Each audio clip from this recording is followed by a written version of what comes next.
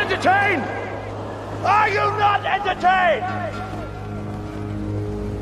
Is this not why you are here? Mission sequence start.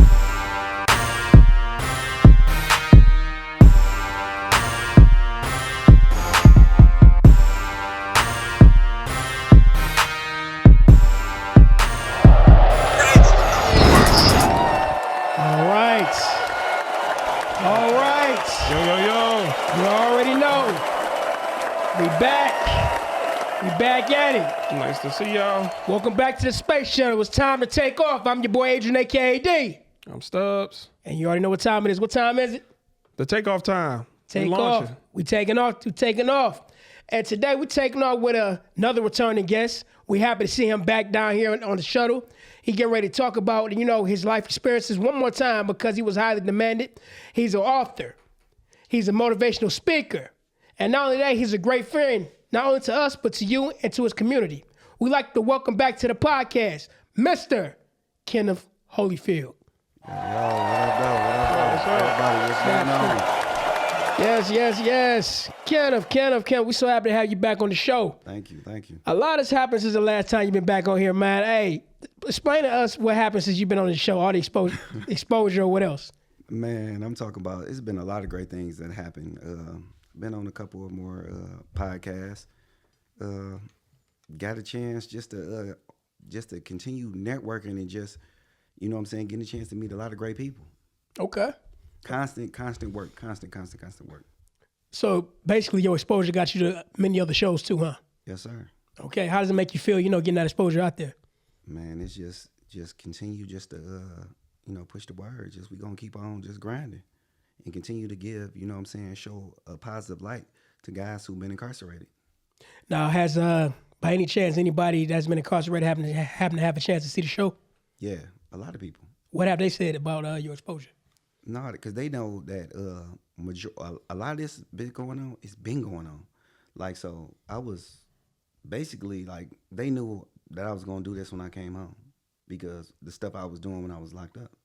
So like I say, I was putting together basically everything that, like need to be done, like concerts for the people that when we was all incarcerated, everything. So this wasn't new to nobody who came on, man. Like I said, I was putting out music.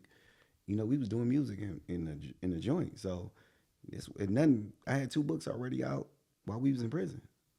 So this don't shock nobody. Now, I was meaning to ask you on the last show, what motivated you? I don't know if I asked you or not, but what motivates you, being in jail and having the know-how and everything to write it and also not write it, but publish your books? Man, it's just me, man. Like, I'm just a self-motivational person. Like, it don't take too much for me.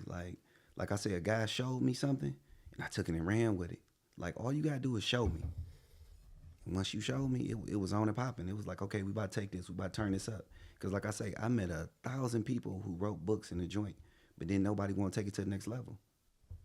Now, I got a question for you. Is it possible the people you meet on the inside, is it really possible to remain friends with them on the outside when y'all both get out? Or do y'all just go back to your old ways? No, because like I say, one of my homeboys, one of my closest friends just came home. I had 2 of them that just came home. And one came home in August and one just came home 2 weeks ago. And I'm talking about those bonds we got. It's like you the best way to explain it is, how close them guys be that be in the military together, and like people that was in Iraq or World War II, it'd be 40 years later and they still close, and they because we experienced certain things that everybody else could never imagine. We was dealing with each other when we was at our worst. So if we can deal with each other like that, like, man, we was making each other laugh, bro, when it wasn't nothing to laugh about. We kept each other, you know what I'm saying? Like, we weren't able to see our families every day. Them people end up becoming our family. We know their mothers, we know their kids, they know our parents. Like, we around each other 24 hours a day for years. Now, everybody you got cool with, are any of them, were there any lifers you got cool with that you just know? Oh, yes. And that's got to be the worst part. Yes. Like some of them, It was the worst part being, because you know what I'm saying? Like I said, my phone rings every day. Every day I talk to everybody every day. So the worst part was when you would be incarcerated and they tell you have to ride out. Rat out mean they send you to another prison. They don't even let you know. They just tell you you leaving. Pack your bags. Pack your bags, you gone. That's crazy. Now, what reason would they have to transfer other than for no reason at all? They just do it because they don't want you to get too familiar with the facility and with the staff. So some people been at places for 10 years. Some people be there for 10 months. So, you know what I'm saying? You could just be chilling. You done got into a nice routine and they tell you gone. Man. So it was just like I say, man, I had so many homeboys. Like when I knew, like once you leave level 2, you know you'll never see them guys again that got life because in level 1 they can't get to level 1. The lowest they can go is level 2. So it would be deep. Like, dang, bro, I ain't gonna never see you living again. Now, did you ever have any people who are also incarcerated who are still crashing out? Like for one, a lot of people crash out just to get incarcerated. Then when you incarcerated, you still crashing out to get in a hole or probably worse, have people on your head. Yes, bro. I used to see that on a regular, not people I deal with, but just people that everybody can't maintain being in society. It's, you know what I'm saying? Some people it's easier for They can't maintain society. Yeah, they can't maintain society. What about the people who can't maintain society, or when they get locked up, they be like, I can't do this either, and then they start spazzing. Do that occur? That happens every day. Every day, because everybody can't handle certain type of pressure. Yeah. So being institutionalized is a real thing. Heck yeah. It's extremely real. I guarantee you, I can tell you everybody what year somebody got locked up in a joint. Based off what? Because they're doing the same thing they was doing. Whatever, like, it used to be so funny. Like, you could tell the guys that was locked up in the mid-90s. As soon as you see them, everything about them is the mid-90s. The way they talking, the music they listen to, they are stuck in a time capsule, whatever year they got locked up They in. still talking about, man, you bugging. Yeah, no, it's just like all their music gonna be, they got locked up in 94, all their music gonna be 1994. They still gonna be just moving. Like, they didn't move with the time. So the tablets coming into the system didn't update them? It did. Man, that was the best thing they could ever did. And expose people in the streets. Because before, a person would say, man, it took so much to sit there and, you know what I'm saying? You had to get a stamp. You had to get a paper and pad, an envelope. People would be like, man, I don't got time for all that. When they came out with that JPay, come on, bro. You on the phone 24/7. Commissary-wise, how much are the tablets? Well, no, speaking of commissary, if I say I got somebody who incarcerated, I give them $100 to go to their commissary. Do they get the full 100, or do it get broken down like, okay, of every 100 you only get 60? It depends on if you got restitution. Restitution ain't no joke. Some people can't get over $50. Wait, I'm under. Is that for the child support and? No, that's for court fees and stuff like that. Like say they charge everybody court fees. Mm-hmm. Everybody. I'm talking about you got a paid lawyer, you got court fees. So everybody get court fees off the gate. So that's when you first come to prison. So they wait probably like a month when you in, then they start taking your money. And then like say if somebody had a lawyer that the state gave you, oh, they're gonna tear them up.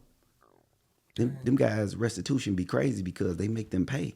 Like, man, first of all, but we got to get this out. Ain't nothing in prison is for free.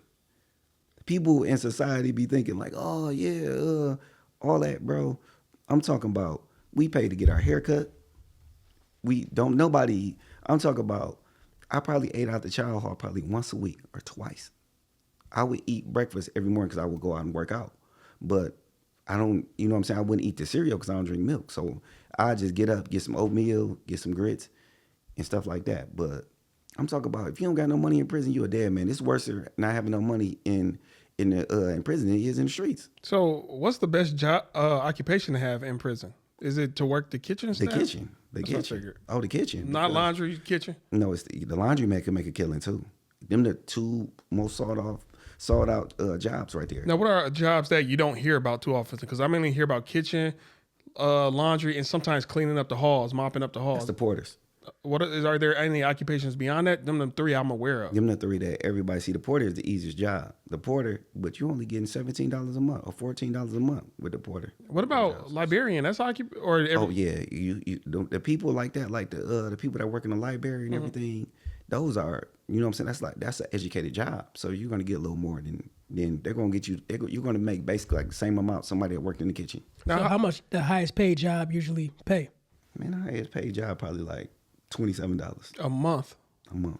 That's crazy. Yeah. So let me ask you this, back to, having people that you're cool with being locked up, developing a bond.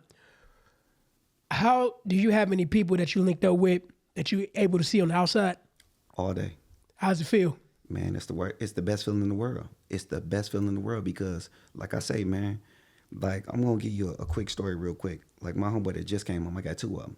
My homeboy Mary just came home. He came home close to 3 weeks ago.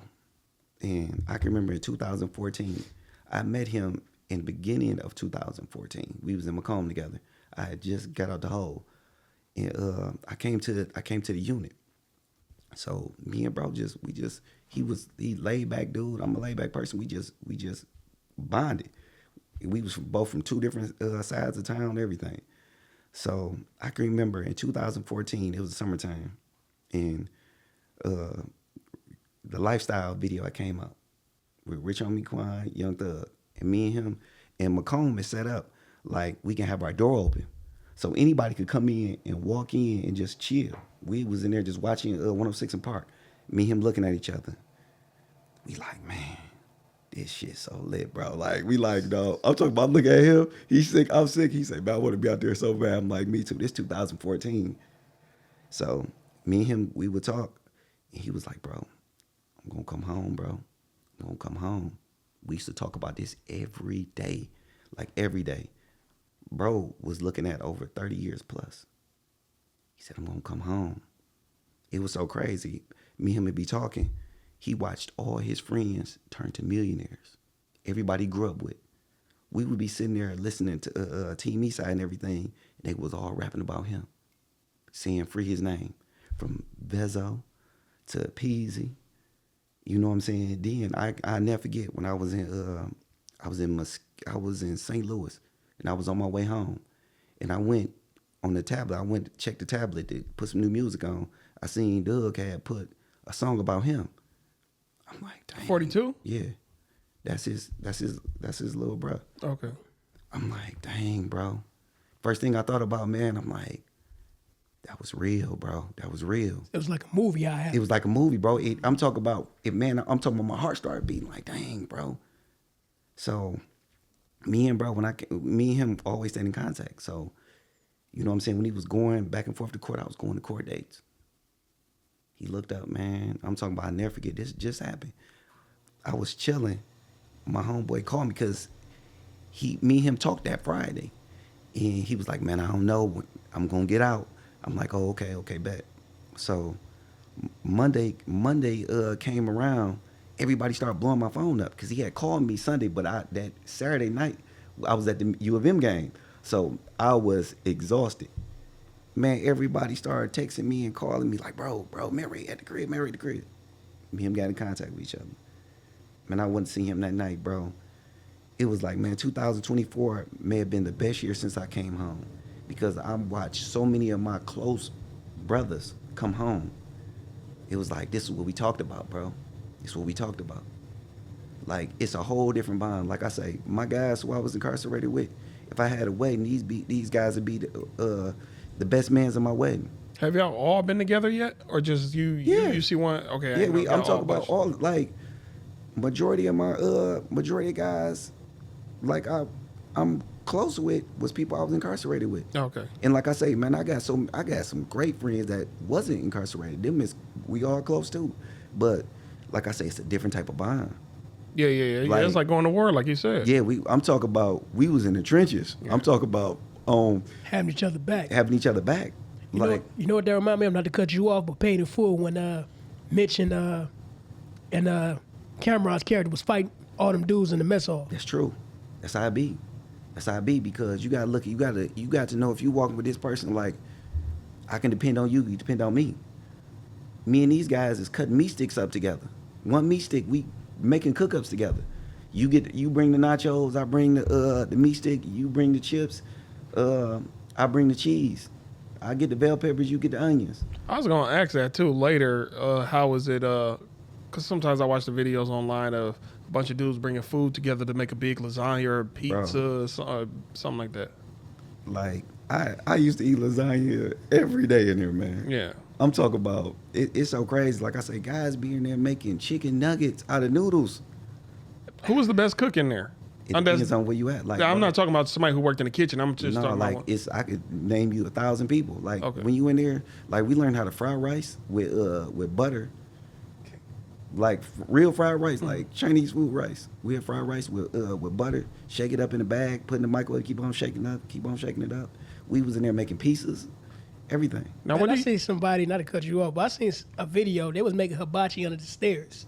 They had a fire. You know, the stair got that little. That's county wise, because the county they got the like when I was in Oakland County, everybody was doing that because you know how that's set up. We'd put a fire underneath there and it'd heat up. It heat up just like you at Benihana's. So we'd be on the table, chefing. Now, how do you feel when you hear about incarceration overseas or in other countries? Because some of them, it's ruthless overseas. I mean, but America got it so good. Compared, some of them you can bring your whole family. Yeah, but some of them is way worse, but it's way better. I would rather be incarcerated in America any day than overseas. Okay, I hear in North Korea, if one person mess up, they all get locked. Everybody get locked up. Like just 'cause you got one bad sheep in your family, y'all all going down. I remember I used to watch Prisoner Locked Up Abroad. Yeah. And like when them other places look like the projects, like how it's just how everybody be out. Mm-hmm. And like they would have to walk and get some water, and they were like, man, it used to be so dangerous because it's so you got to walk through 1,000 different gangs and everything. Like so, yeah. Man. You know, I want to ask you this question. You know, we talked on the phone about this before, but Lil Durk, man, we got to talk. We got to hit on that hard. Before I go any farther into Lil Durk, we got to say allegedly because he's still fighting this case. I'm gonna always respect that. Allegedly, all this what we about to talk about because he's still fighting this case. So what are your thoughts on the case, or on the situation that he's going through right now? It's bad. It's looking bad as it could get, because what they're about to do, that anybody ever been incarcerated about to understand, they about to start attacking his finances. That's what they're gonna do. They're gonna strip him of his finances. They're gonna make it almost impossible for him to fight this case, because what they messed up and did allegedly is when they paid those flight tickets and that hotel and everything in the business name. That was big, bro. So now it's giving the feds all the reason in the world to freeze his account. He should have known the back door to money. Like, yo. And then after that, they're going to hit him with a civil suit. The civil suit, they're going to attack his personal account. They're about to strip him with that's what the first thing they're going to do. They always strip you from your finances first.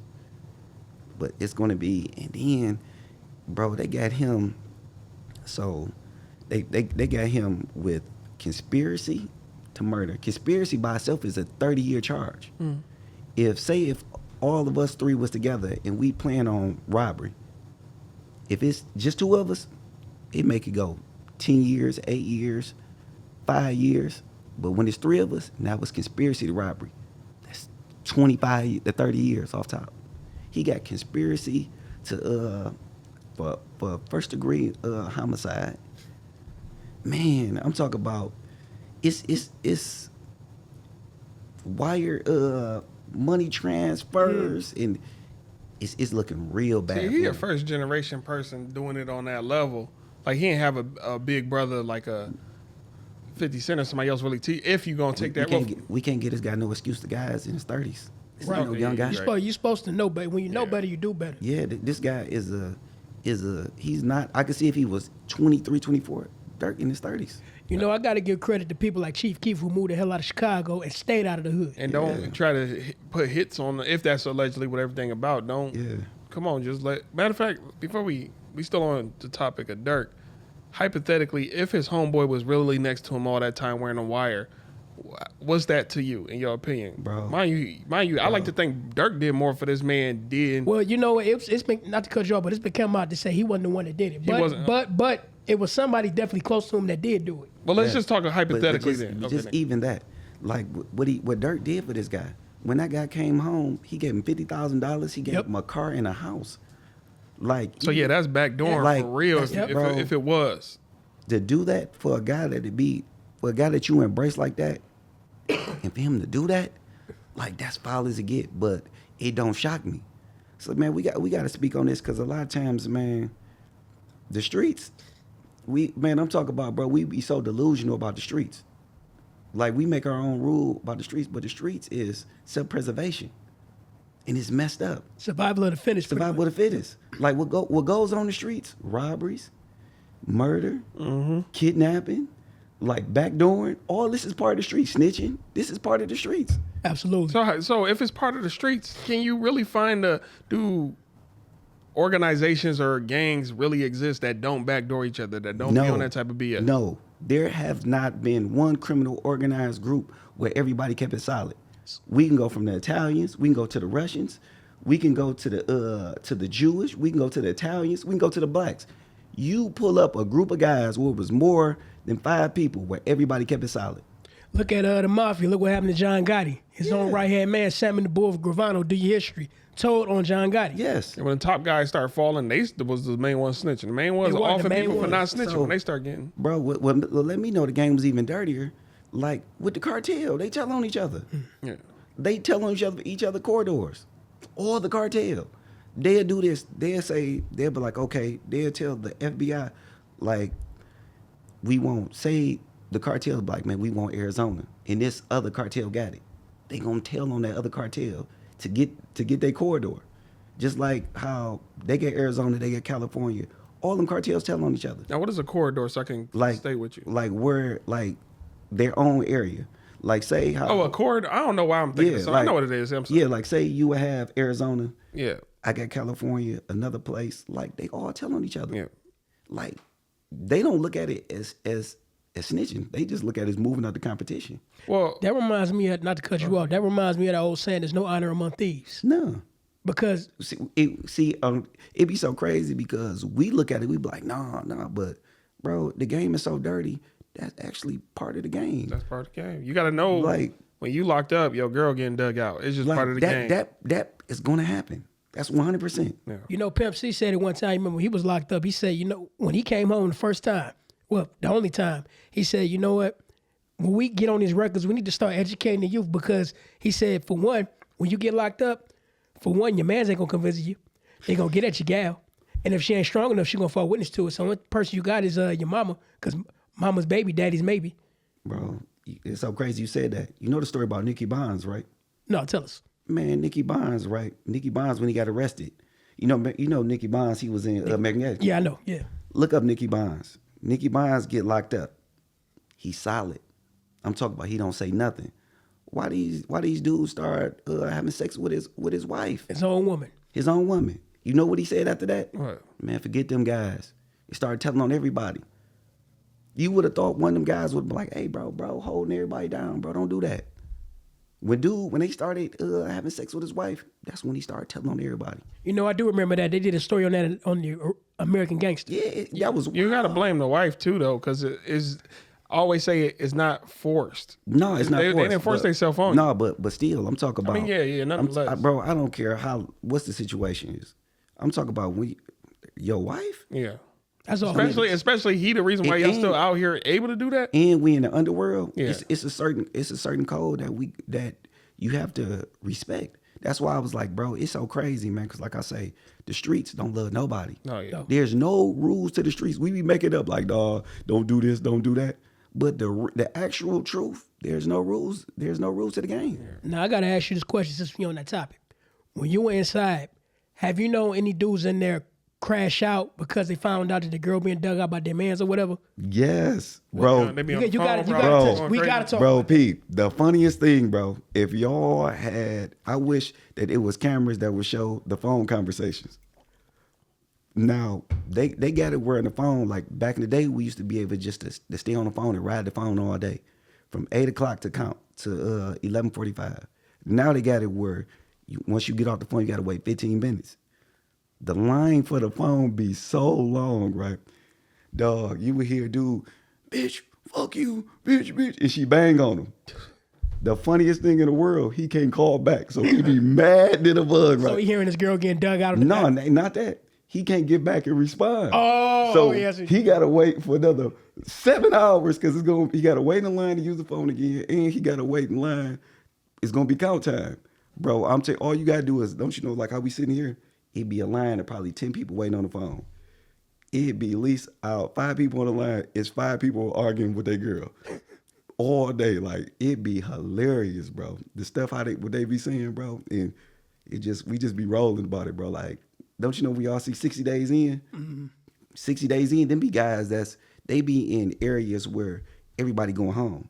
Put 60 days in where everybody still got 7 years, 10 years, 100 years left. It'd be way more funnier, bro.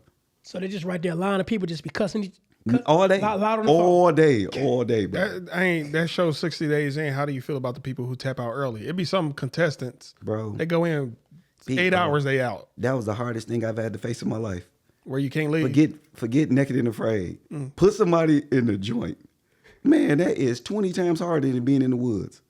Because, bro, it's like Mario Go-Kart. You could lose an eye, you could lose an arm, everything. Like just going in the wrong spot, being in the wrong place. Like it's totally different. Now, I remember last time you was on the show, you said all violence in there is justified. But then you, in that same episode, you went and told a story about how the guy attacked the dude for his TV, but he really just wanted to beat him up because he thought he was But it be justified, but it don't. But majority of the time, like I say, because everybody getting wrecked all day. People mad 24/7. Mm-hmm. So this how they blow steam. And you know what? I got to ask you this other question. It's been a phenomenon on social media of women just falling head over heels for dudes that's locked down. What's up with that? Man, we got all day. We got all day to stimulate your mind. Like, bro, a dude in the streets can't talk to a woman like I do that's incarcerated can. So they literally just all day just... Bro, think about it. We got all day to sit around. A dude is sitting down right now thinking about how he gonna talk to this girl when he able to get on the phone. Because I would say this, when I went to go see some people up north, man, it be a line of beautiful women going in, seeing dudes in lockdown. Yeah, because you know what I'm saying? Like I say, a lot of, like, these guys was somebody before they got incarcerated. Now, when you were locked up, did you, for your entire stint, was there ever a law officer or who actually did something bad and ended up in your jail or in your incarcerated with you? Yeah. And how do they treat the people who are, we know you're a cop. We looked at your paperwork. We know you're law enforcement. Bro, sometimes they will have them in different areas, like, and then just sometimes they don't even mess with them because they are so protected now. Like, it's not like it was back in the day because MDLC been sued so many times. So now, like, if one of them people get messed over, man, them people be so protected, it's ridiculous. Touch them people if you want to. No general population for them? Even general population. Like, they will let us mess each other over before they'll let one of them people get messed over. That's not fair, because you one of them now. It don't matter. To a degree, you one of them. That's like even though y'all don't claim them. Don't you know when we be hearing about, like, now the county is still ruthless. Yeah. The county is fights going on 24/7.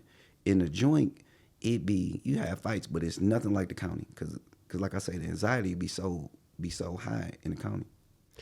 You know, if we want to change subject for a minute, I just want to talk about. I sat down and read this book right here. Yes. Amazing piece of work because you touched on. I mean, I got to give you a hand clap for that. Let's give this man a hand clap.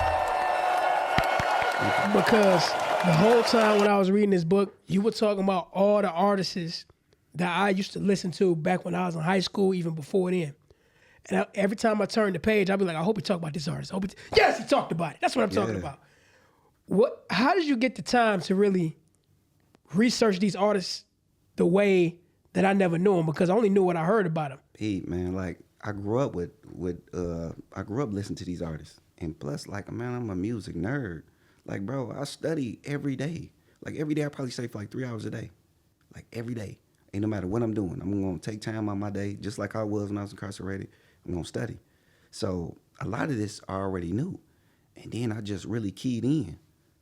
Like, really, really keyed in and just started going over just everything. So, like I say, man, it was fun doing it. I had a blast doing it.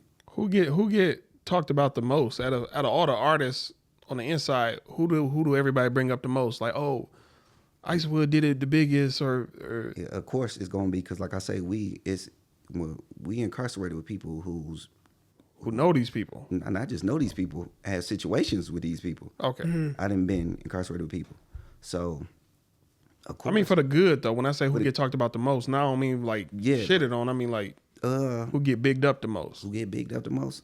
I'm gonna say, of course, it's gonna be Icewood, but them dudes, it's so many people from the East Side. It's always gonna be the East Side guys.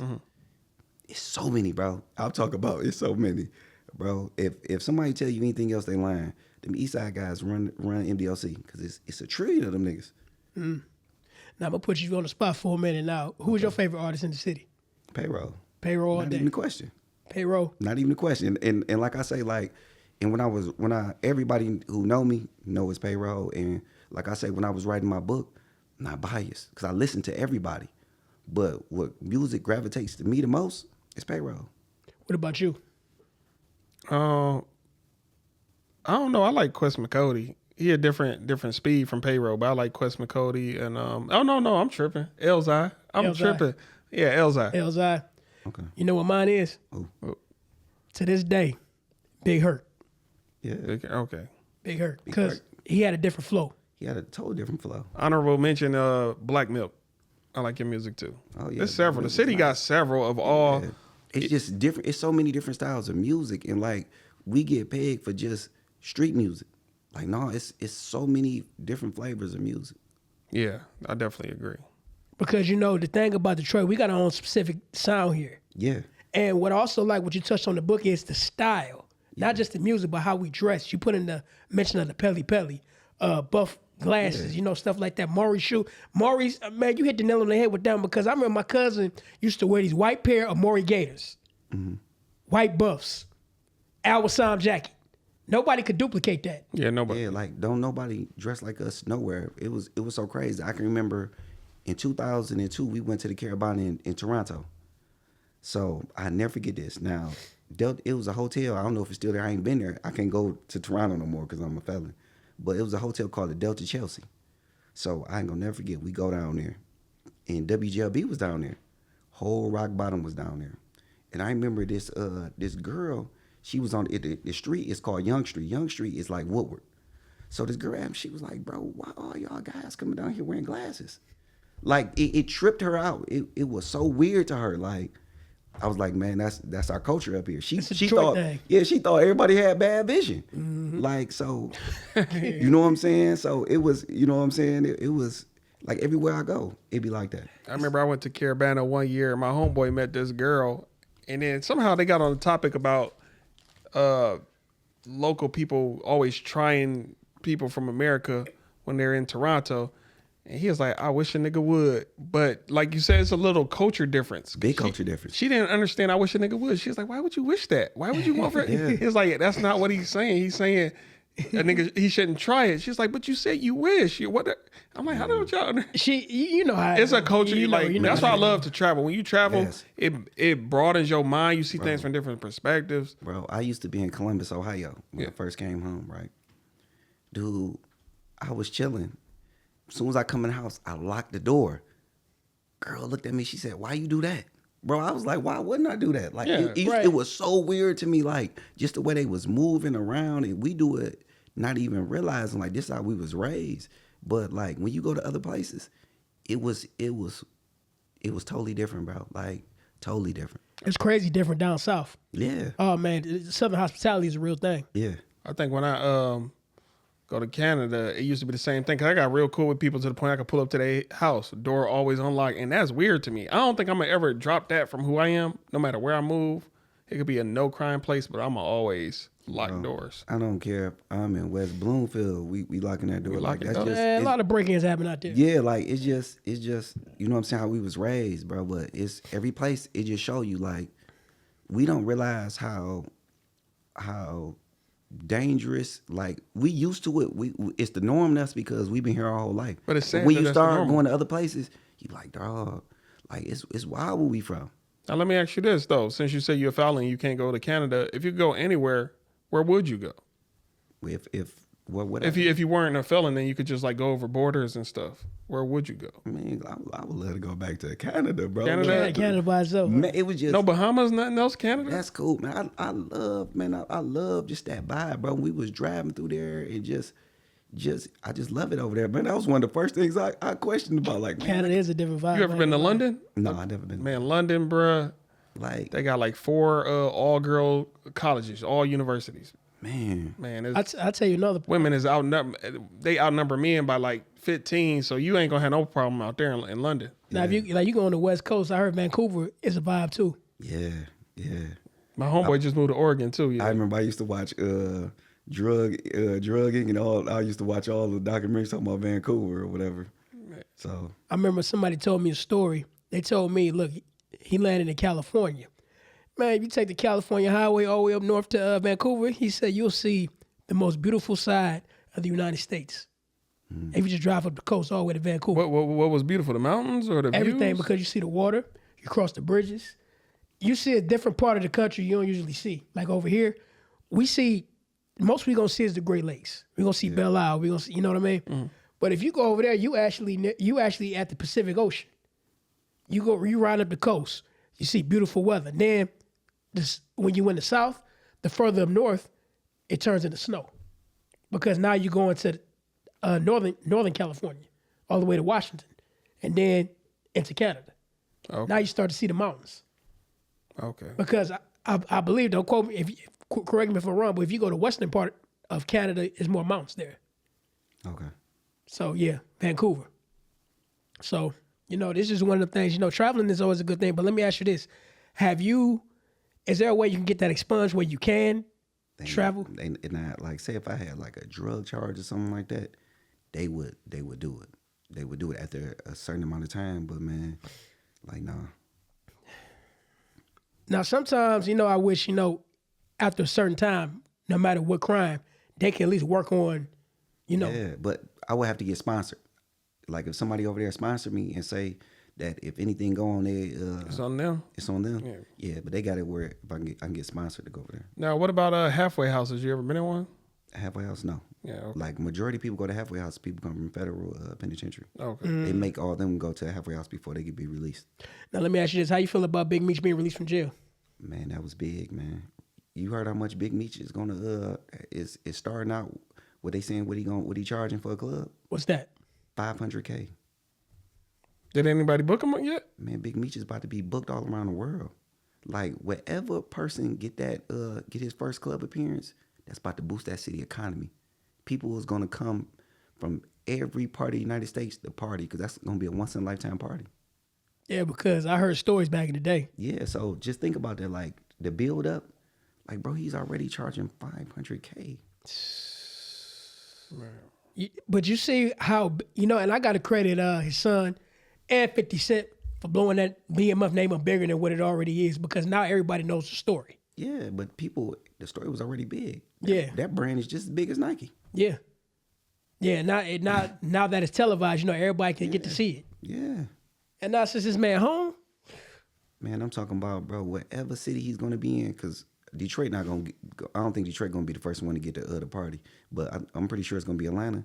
You know how many people is going to go into Atlanta? It might be New York, but I can see Atlanta. It's going to be Atlanta. It's going to be Atlanta because Atlanta already got the everything to provide that type of party. Yeah. Or Miami. Man, Could be Miami. It'd be nice if you had it here first. He going to come to the city, but he's for sure going to come to the city. But I'm pretty sure he's going to do his rounds with Atlanta, Miami, and then Detroit. And that was a long time coming, him coming home, because everybody been talking about it for years. If he did come here, what club you think will host him? Other than, Legends downtown pretty big, could probably host it. Man, That's like He 4 would need something stories. bigger than that. Legends is like 4 stories. Bigger than this is Big Meech we talking about. I understand. Well, you can't get Shane Park. I think he gonna get like Cobo Hall type stuff. Yeah, something like that. I could see it. Like Huntington Bank, whatever you want. Yeah, Huntington. You know what I'm saying? Like something that big. Yeah. Because they're going to charge to get in that party at least $1,500 to $2,000. And you got to look at it like this. You're going to have people flying from everywhere to come. Yeah. It's not going to be just a city thing. It's going to be a nationwide thing. Every time he throws a party, it's gonna be a nationwide party. People come nationwide gonna come and see him. Especially in the city that he from. Man, that's going. I need to boss up. They talk about $1,500 a ticket. I need to boss because even Dave Chappelle coming in town with Killer Mike. I wanted to go. Them tickets was like $80, but the resellers bought them, hiked the prices up, selling them back. I'm like, man, that's why you just got to boss up. I just was speaking to somebody the other day, actually on a podcast, and they was talking about Trump, and pretty much I was telling them, get on that level. They was like, no, he gonna raise the taxes and only rich people get tax breaks. I'm like, well, get on that level where you get to benefit from the breaks. When you stay at a certain level, you can't all you can do is complain or change your circumstance. That's it, man. Change it. Like you talking about $1,500 a ticket.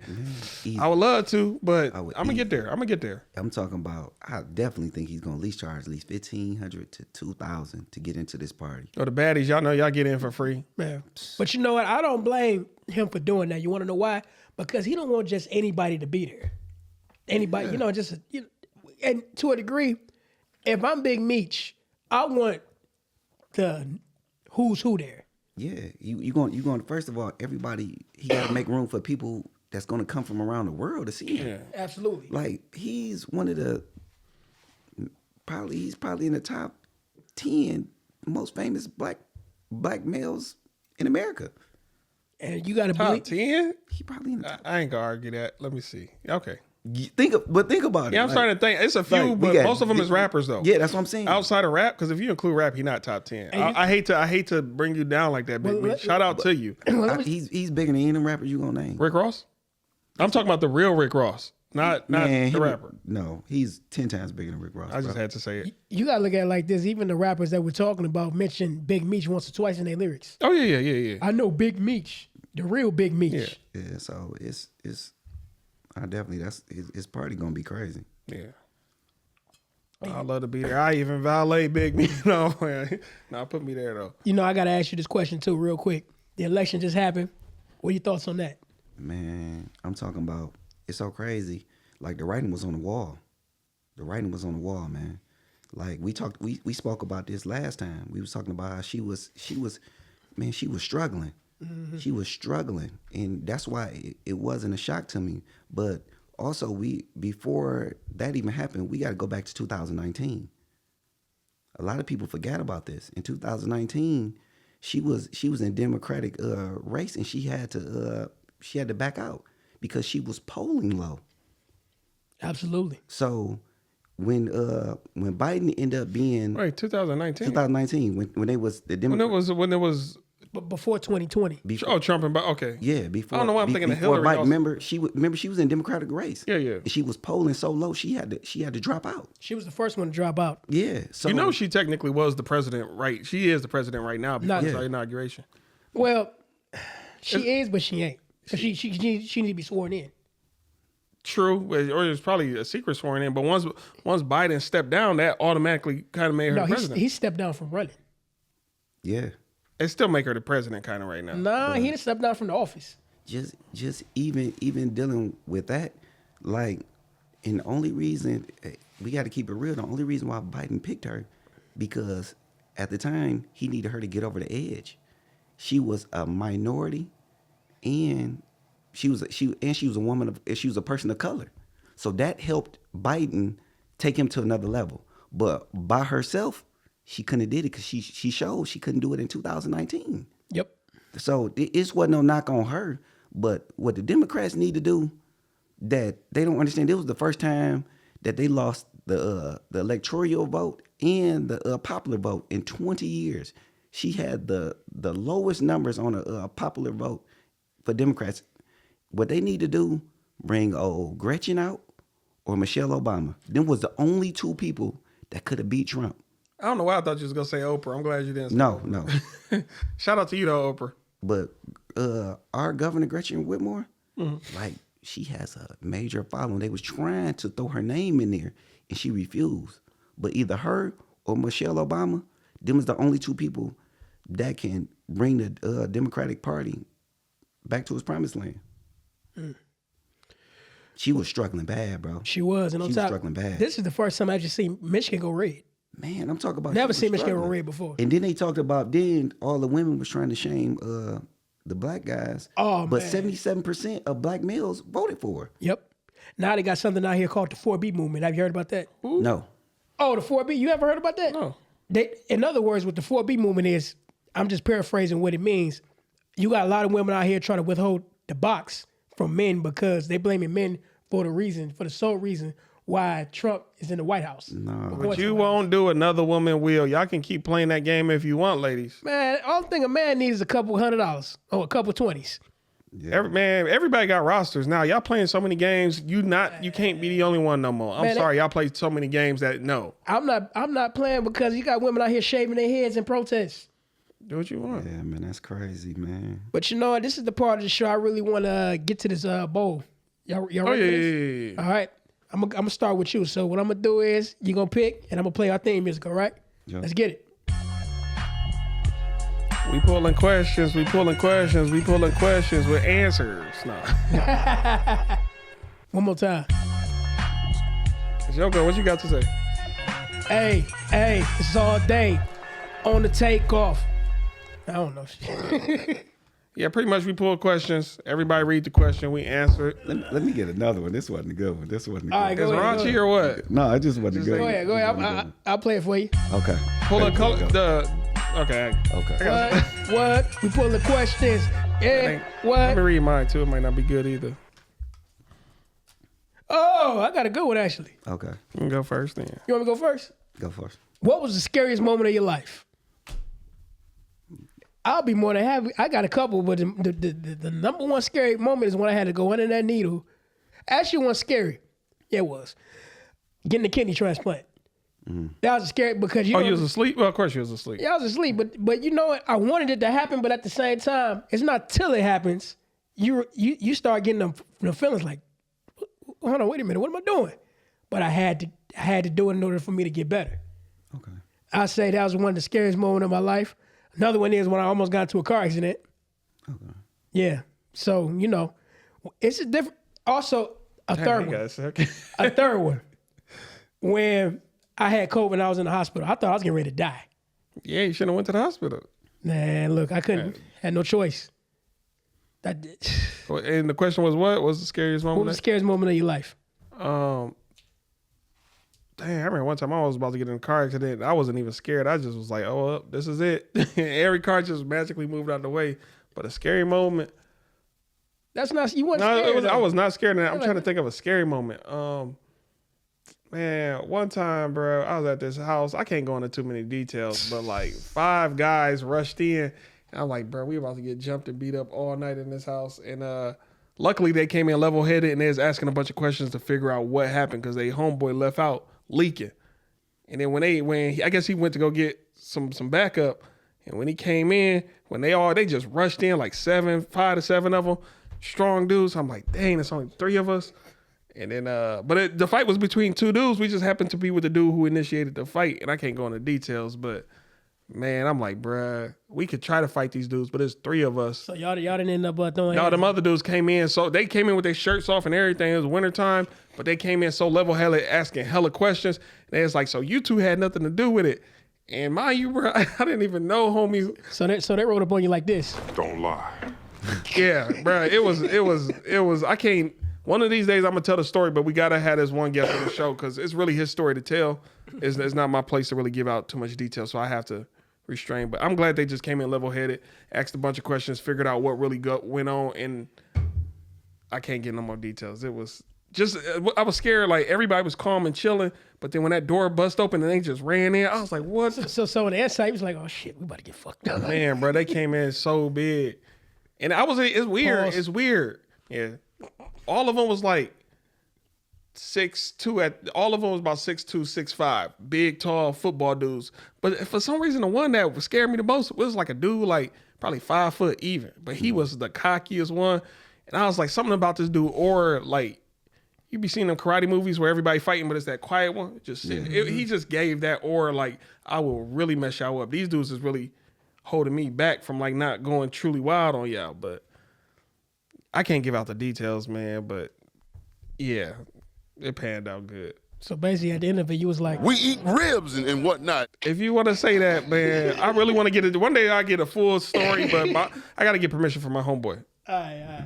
What about you? Man, getting sentenced. Man, the night before getting sentenced, man, the gravity of the situation was so serious. Like, I never knew how much time I was gonna get. So, the judge, what was brought to me, the judge was gonna let me know how much time I was gonna get sentencing day. I never forget, bro. We was up all night. I was sitting on the table. I was up all night. I'm like, man, I don't know if I'm about to get 30 years or 3 years. So my mind was racing like crazy. I remember I was on the phone the whole day. And I was like, man, because I got sentenced December 23rd, 2008. I got sentenced right before Christmas. So I ain't gonna never forget, they wake you up at 5 o'clock in the morning. They woke me up at 5 o'clock in the morning. I remember I went through my whole routine, jumped in the shower, put on a clean white t-shirt, clean socks, clean drawers and everything. I just wanted a fresh everything so I could feel like, man, I'm not bringing none of that energy with me. So I remember they line you up. I go in the hallway. We go on the other floors to pick everybody else up that go to court. So it's probably about 20 of us walking down in the tunnel. I sit in the bullpen. I'm like, now mind you, the craziest thing ever is somebody sentenced you that never met you. They just going off what they heard. So you could have been just wherever you could have been. They about to judge you on that one moment. So I ain't gonna never forget. Like I said, I walked in the courtroom, everything. So my lawyer already had told my mother how much time I was getting. So my mother left before I got sentenced. So like I say, it was a long situation. So when I got sentenced or whatever, it was just like everything was just flashing so quick. Everything. I'm talking about when I mean a movie, like you go in deep thought. Everything just like flashing across your head. Like, dang, I'm 25 years old. So when I'm hearing all this time, I'm like, dude. So now is what's the best way to go about this now? I could come in prison mad. I could be bitter, be mad at the world, or we about to turn, you know what I'm saying, this lemon to lemonade. So it was just like, just the whole gravity of that situation and just waiting there to be sentenced. I can remember it clear as day. They told me to stand up. I walk up to the front. So when you about to get sentenced, they have everything lined up of your crime. They got everything I wore that day because they take it for evidence. I'm talking about down to everything. What was in your pocket, everything, because they paint a picture. Like how court is set up is, can your lawyer paint a better picture than the prosecutor? That prosecutor painted a cold picture. When I mean painted a cold picture, I'm looking like, oh my God. And that lawyer just went off, you know what I'm saying? It was, man, I had so many letters of recommendation.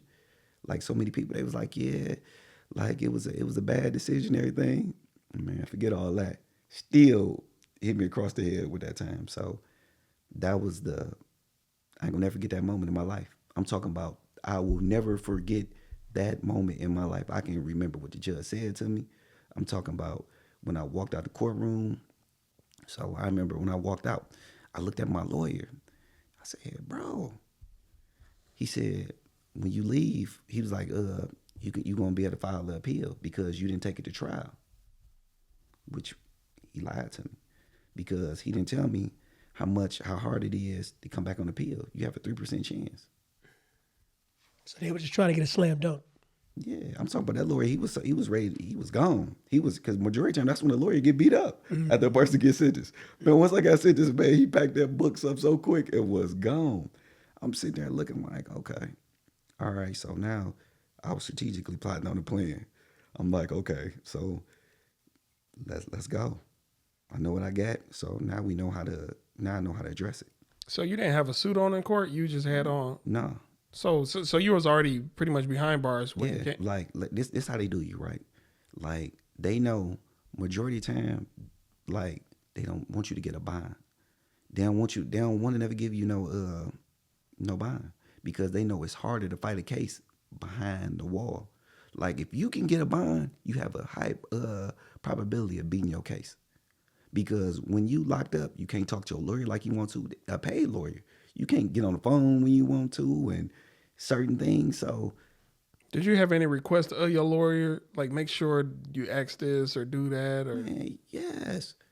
did he follow suit? Because man, bro, my lawyer, I wrote a grievance on my lawyer and everything. you could have fired him. They You could have fired the judge. I'm talking about, bro, it was going on so long because I was guilty of the crime. They just put extras on it.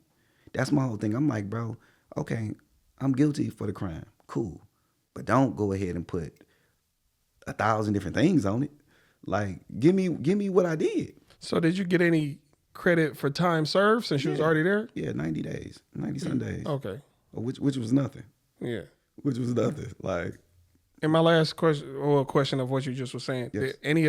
was any of your sentencing concurrent or was all consecutive? yeah, concurrent. Yeah, all concurrent. All concurrent. Well, that's kind of good because you'd still be in there if it wasn't concurrent. Yeah, but that's how they do it. Like it's so crazy. That's why they stack up so many charges against you.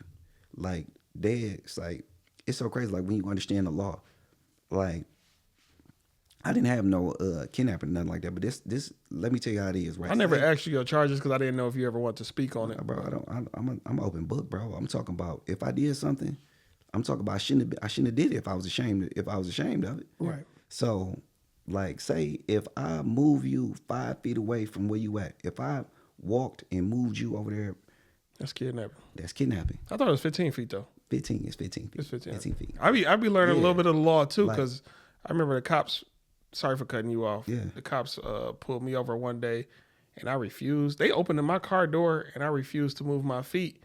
They dragged me out the car. As soon as they dragged me 50 feet, I was like, y'all know y'all just kidnapped me, right? Yeah. And then they froze, and it was back and forth questions, but they eventually let me go. I was like, yeah, I started hitting them with a few. But let me ask you this: when it came to that whole experience, could you ever see yourself making a movie about your life? Yeah. Who would you want to play you? I don't even know, bro. I haven't even thought about it, but it was, bro. This is a movie, bro. Like, That's what it sounds I like, like 'cause how all this played out. Like, you couldn't make this up. Because I'm looking at this whole thing like it's a movie. Like just to see everything I went through, all the people I bumped into, how this story, how I was writing books, came home, was on the news, all this crazy stuff. Like, bro, I bumped into everybody you can think of. Every notorious person that was incarcerated, I ran into. Like, everybody you can think of. So people we grew up hearing about that was in the 80s, like, I would be seeing them every day. Well, what's going on, such and such, and everything. And I got the chance to see so much. Like I say, ain't nothing about a prison experience I haven't seen with my eyes. I would say, kind of staying on topic. You know, on that Snowfall, that dude Franklin. Yeah, I feel like he could play you. that I could see that. I can see it. Yeah. I could see it. Like, I mean, I don't know who all the other characters in the story of your life. So I can't. No, I say. could definitely see Franklin. Yeah. so I like the way he moved too. I like the way Yeah. he moved. His name is something Idris or Idris something. Yeah. Yeah. That Damson. Damson whatever. Idris. Yeah. Damson. Yeah. Y'all trying to get on to the next question? Yeah. Yeah. You want? You got what question you got? Let me see.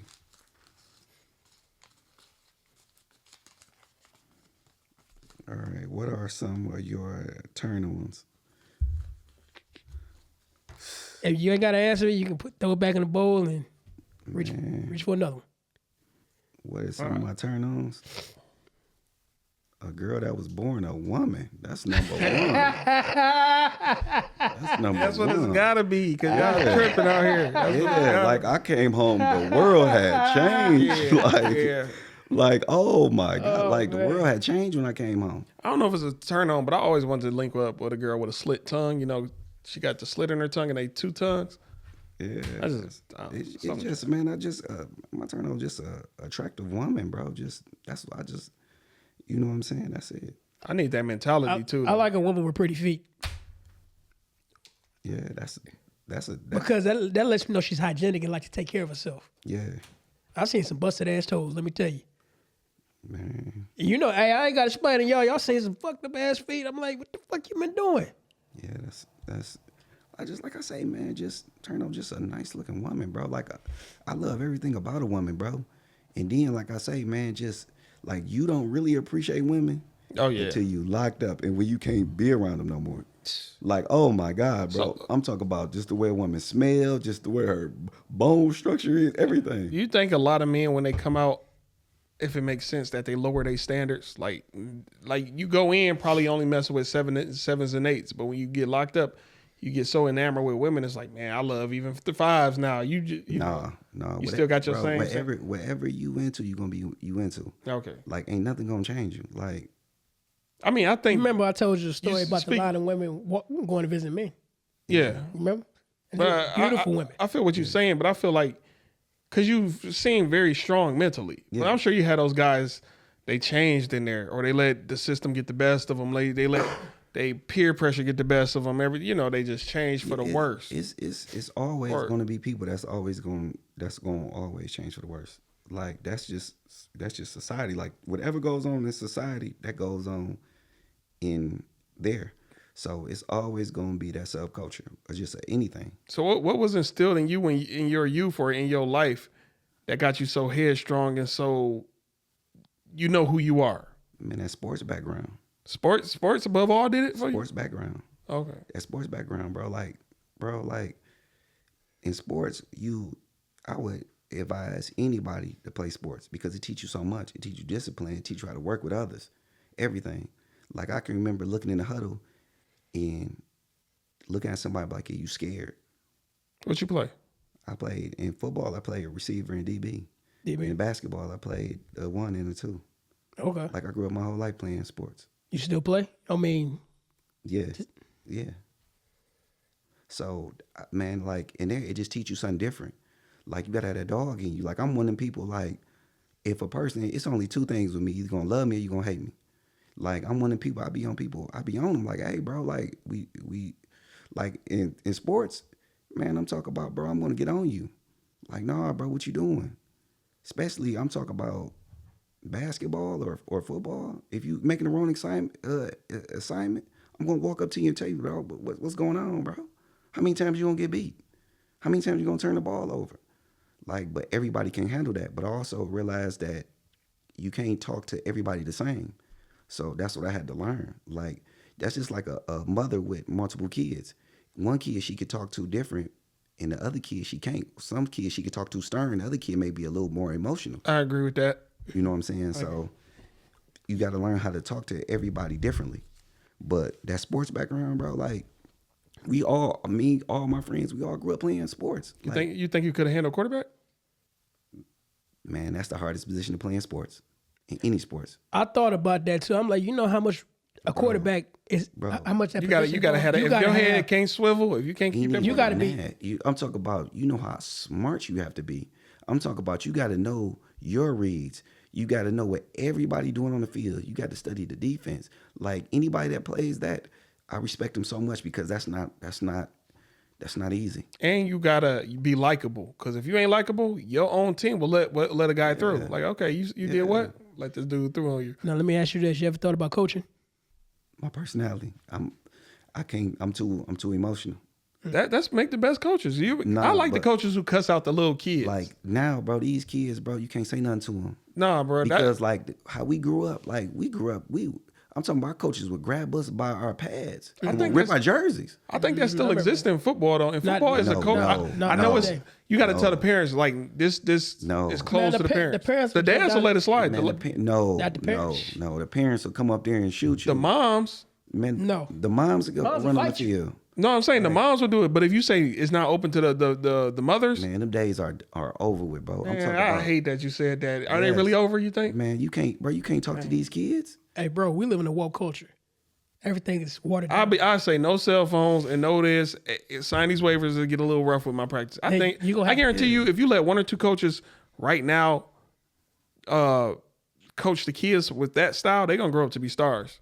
Yeah, They but go, But now, like, it's so different because, like I said, we say this debate all the time. Like, those kids, like, over time, everything gets better. Now, we may be more mentally strong than theirs, but they are more athletic, way more athletic than we are. That's why every year there's a new record being broke. Right. Like, every year in basketball, football, like, you can't take a person. That's why it used to be so funny. Like, you can't take a basketball players from the 80s and try to play in this generation. These guys are too skilled now. too skilled. They got 7 feet guys that can shoot the ball from 40 feet. Everybody can dribble. Now, Ben Wallace wouldn't even be able to get on the basketball court right now, because if you can't, it would be a mismatch on defense. Everybody got to be able to play multiple positions now. Every year now, back when we was growing up, a football game would be 12 to 7, 6. Them games be 26, 30. Like, they're throwing 4 and 5 touchdowns a game. Yep. Now, what you think about boxing, just as a sport? Boxing as a sport? Yeah. I love it. I love it. I grew up in it. But you know what? I know you told me you didn't watch it, but that Jake Paul, Mike Tyson bout. Overall, I know you didn't see it, but at the same time, what do you think that was really about? I just feel like it was a quick money grab. The reason why I feel it was a money grab, first of all, a guy 58 years old is boxing with a guy 27. Like, let's get this money. Absolutely. And you want to know, I know y'all, did you watch it? No. Well, at the end of the fight, y'all can go see it for yourself, but Jake Paul said something very interesting. You know what he said? What's that? A new transition is coming. Yeah. And what I get from that is that was a perfect platform for them to announce NFL is going to Netflix. So the new game nowadays is streaming. Yes. Ain't no more Kobe's, ain't no more Michael Jordans no more. So the game has to evolve. Yeah. Got to go into streaming. It got to go into something that's going to produce more revenue, because from what I heard from this fight, the seats was $12,000 ringside. They reduced the price now to $1,200. Mm-hmm. And the nosebleeds was down to like $3 and some change. So the stadium was packed out down in Texas. The new game has to constantly evolve. If not, it's going to be stale. Because a lot of people already making speculations how rigged sports is anyway. Yeah. So it has to evolve. Man, that's just in life, man. I'm talking about if you're not willing to change with the time, bro, you're going to be extinct. Absolutely. Like, just with anything, bro. Like I say, it used to be so crazy. I used to talk to guys and they'd be like, oh, when I come home, I'm not going to get on the internet. I don't want to email. I don't want to do all this. I'm like, bro, like, this the way that you get your news. This the way that if you had a job, they would contact you. You was looking for a job. I agree. I don't do social media, but solely because of this podcast, I do social media now. And now I'm realizing, like, I was stuck in my ways. I was stagnant. You got to change. You got to grow. If something new come along, you can shun it and hate on it for about a week. But after that, give it a shot. You may be like when skinny jeans came around. Yeah. I didn't rock with it. To this day, I still don't. But, certain things you just got to try. Some things you just know not to give it a chance. Other things, dibble and dabble. See what's up with it. Yeah, you see it a lot, bro. I'm talking about, like, go back to, you could tell who was locked up in what era. Like, when I was in the joint, you could tell.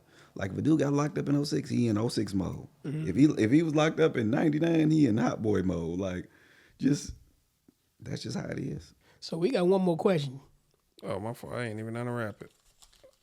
Wait, what was your question? Did I answer it? What turn on? Turn on. I never told my turn. Did you say your turn ons? Yeah. What was yours? I said pretty feet. Oh, I never said mine. Probably mine. I like a girl with a good mind. Now, physically, it's a two-part question. Turn on physically, you gotta have cakes. Well, I'll leave it at that if y'all know what I mean. But mentally, like, you just gotta be that new word ladies like to use, demure. What the hell does that mean? It just means like you shy and you just not all out there, not at all at everybody party. But now I like a homebody. Mentally, I like a homebody, a girl who don't just try to do the most, and I don't like drama. So mentally, man, them turn-ons, I can speak on it for days, but we ain't gonna get into that. Just say, what product or company do you wish was still around? Product or company? I don't even know if I want to answer this question. A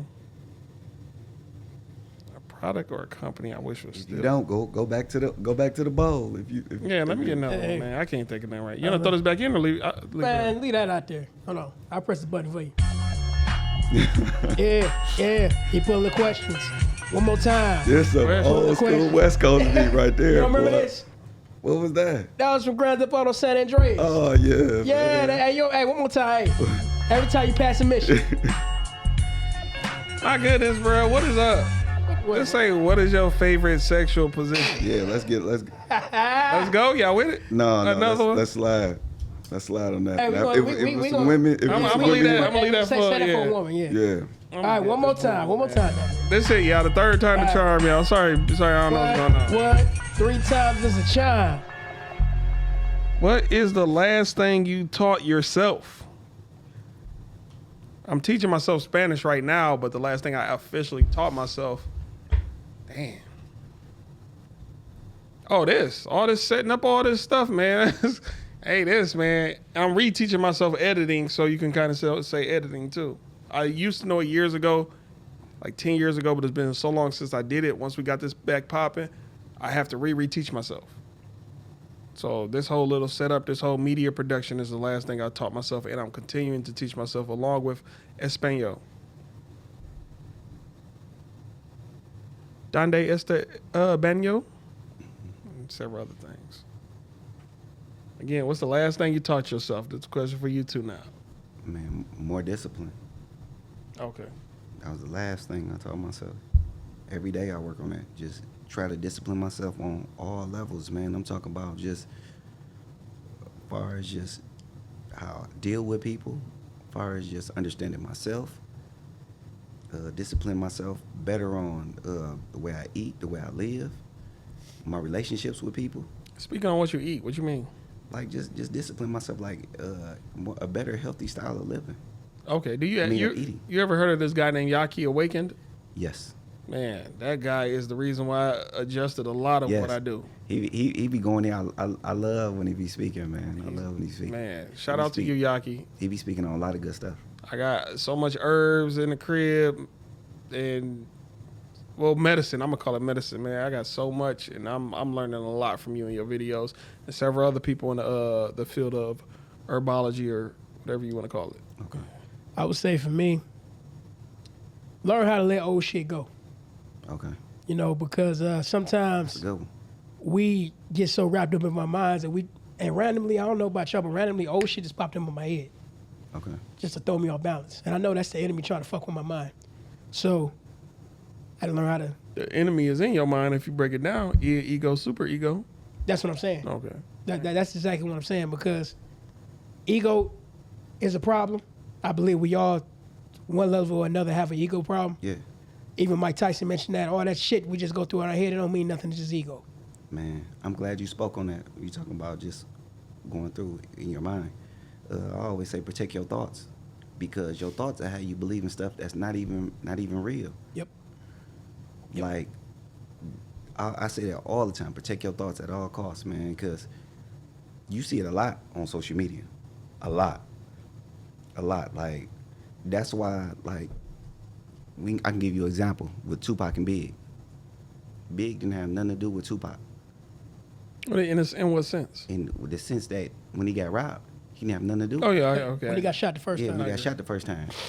But his thoughts, Tupac thoughts, all he had to do, that's why I say just a miscommunication. Like, I mean, from Tupac's perspective, I get it, but even if he just calmed his mind down, he could have been like, yeah, he ain't had nothing and to do with then that. also after everything happened, you got to realize, remember, he went and got locked up. I also know, being in a joint, your mind how you thinking things that's not even, like, anybody that, like, I understood Tupac the most when I got locked up, because in there you have so much time, you overanalyzing everything. You overanalyzing, like, damn, did dude say something to me? Like, but it don't even be that. That's why I say protect your thoughts at all costs, because that's just like, I'm gonna say protect your thoughts, right? You could look at it like this. Like, you ever been around somebody that always be like, yeah, man, somebody hating on me. Yep. All the time they saying that. Yes. All the time they saying that. So in their mind, I'm talking about they're already then came to this conclusion, everybody hating on them. So now anything that happens, they're referencing back to somebody hating on them. Or Pete, prime example, bro. They could be on there, you could show a picture of some scrambled eggs. Oh man, dude, call me an egghead. Like, this how people, like, that's why I say protect your thoughts. Like, at all costs, bro. Like, and that's a real, your mind will play tricks on you. especially if you constantly living in your mind like what you just Yeah, said. like some people living in, because it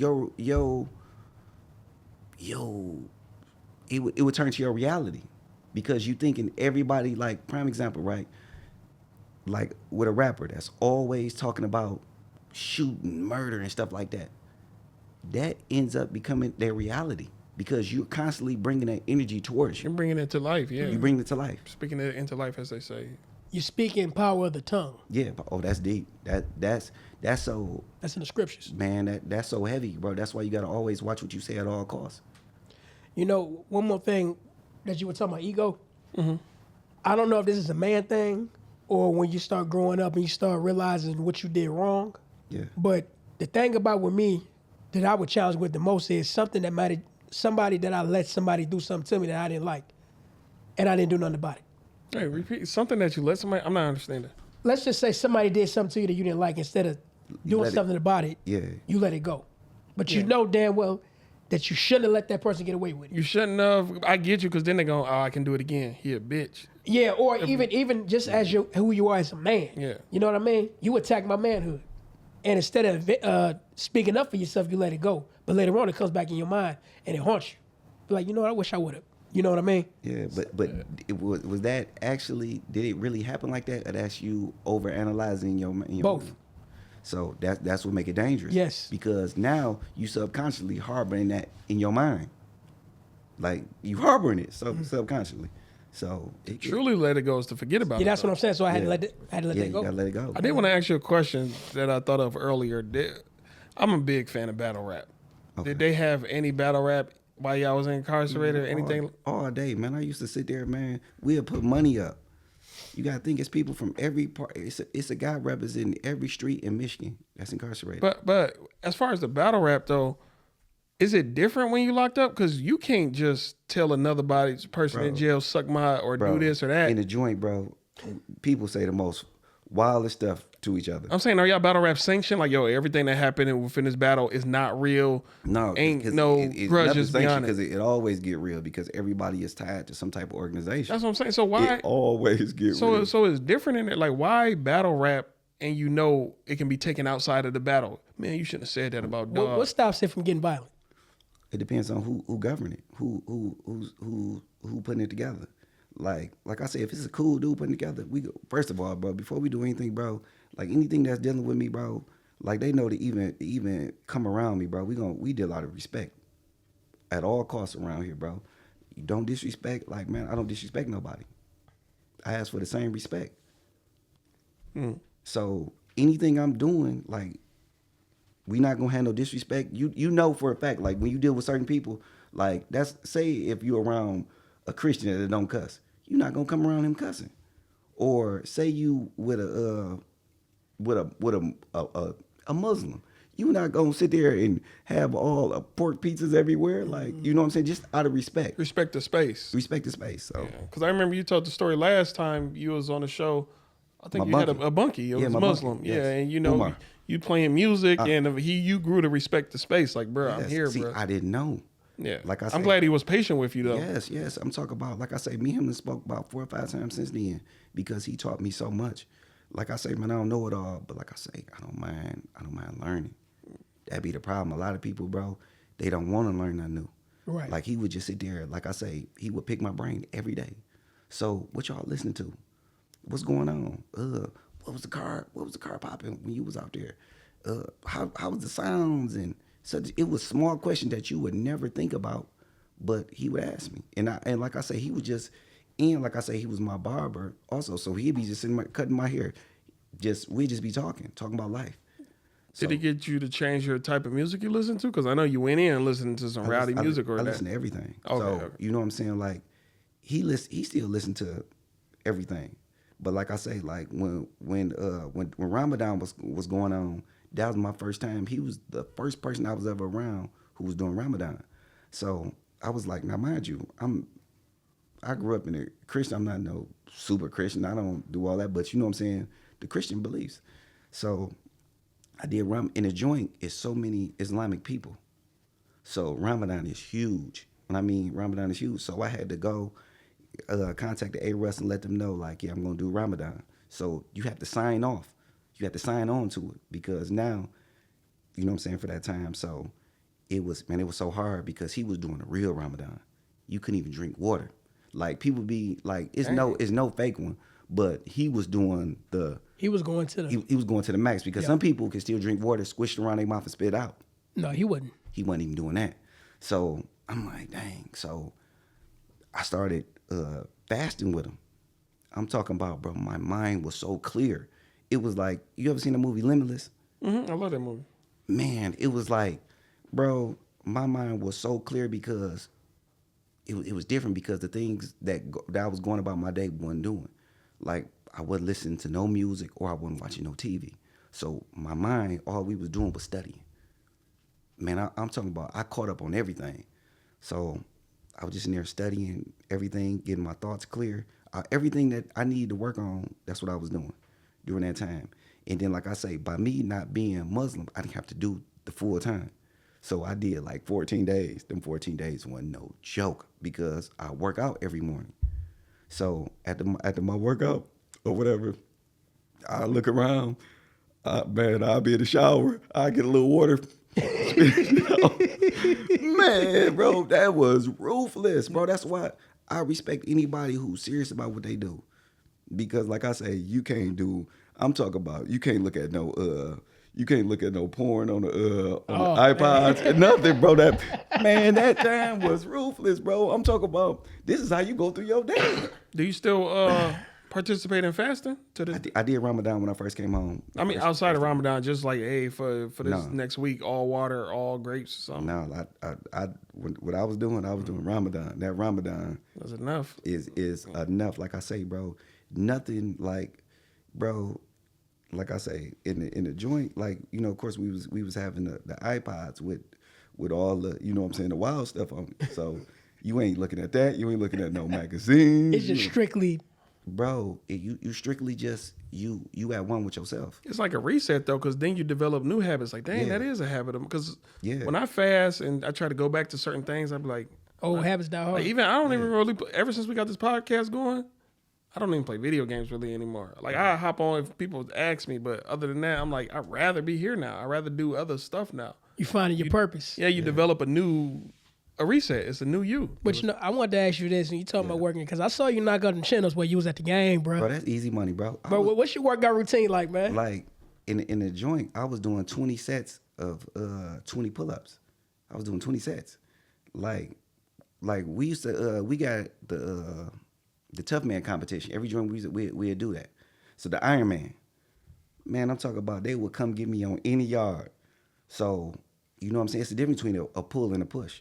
A guy can go in the weight pit and bench press 350, but can't do a pull-up. Can't do 2 pull-ups. Yep. It's different. In the same way, like I would struggle lifting 220, but I can go up there and knock out any number of sets of pull-ups. Like, bro, any style, I could do an isolation. You know, them guys be in New York be hanging sideways. Yeah. Man, that's easy. Like, you know, because we don't work out, we train, because we work out 24/7. We work out when it's 7 degrees, when it's 70.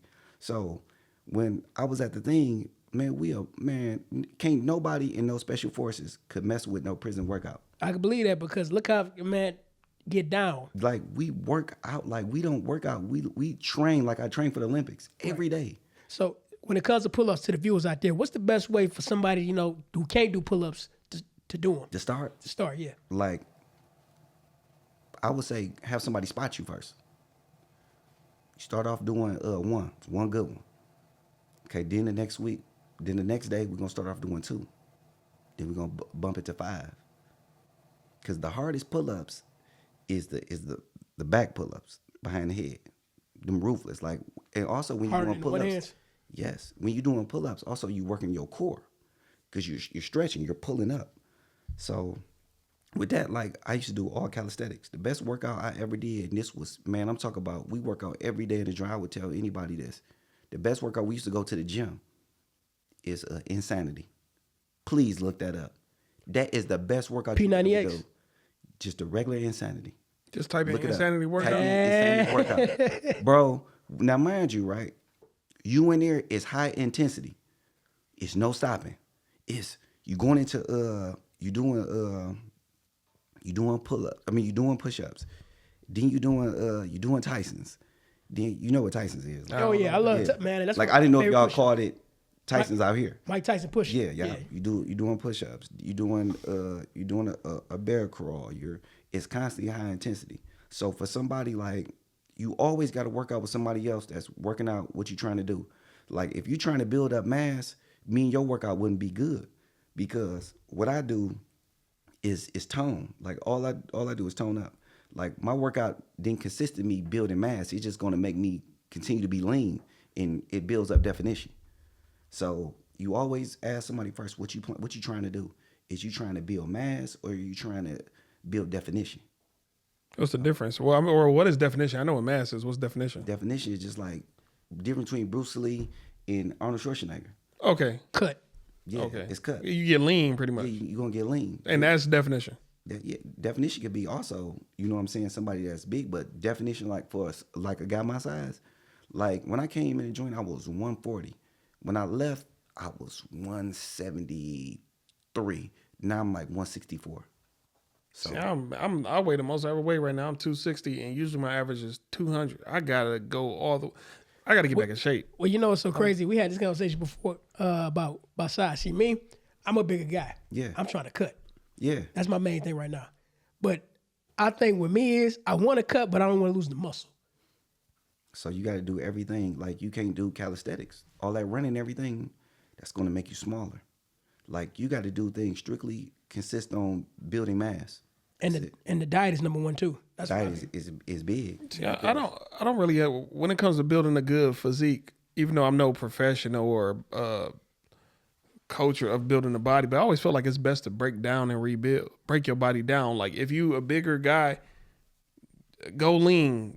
Don't worry about the muscles right now. Just because you got to get rid of all the fat first. I don't like to build muscle on fat. Like break your body down, lose weight, and then start building up muscle. How do you feel about that approach, or is that not Any approach is no right or wrong answer. It's just basically how you want your body to look. Yeah.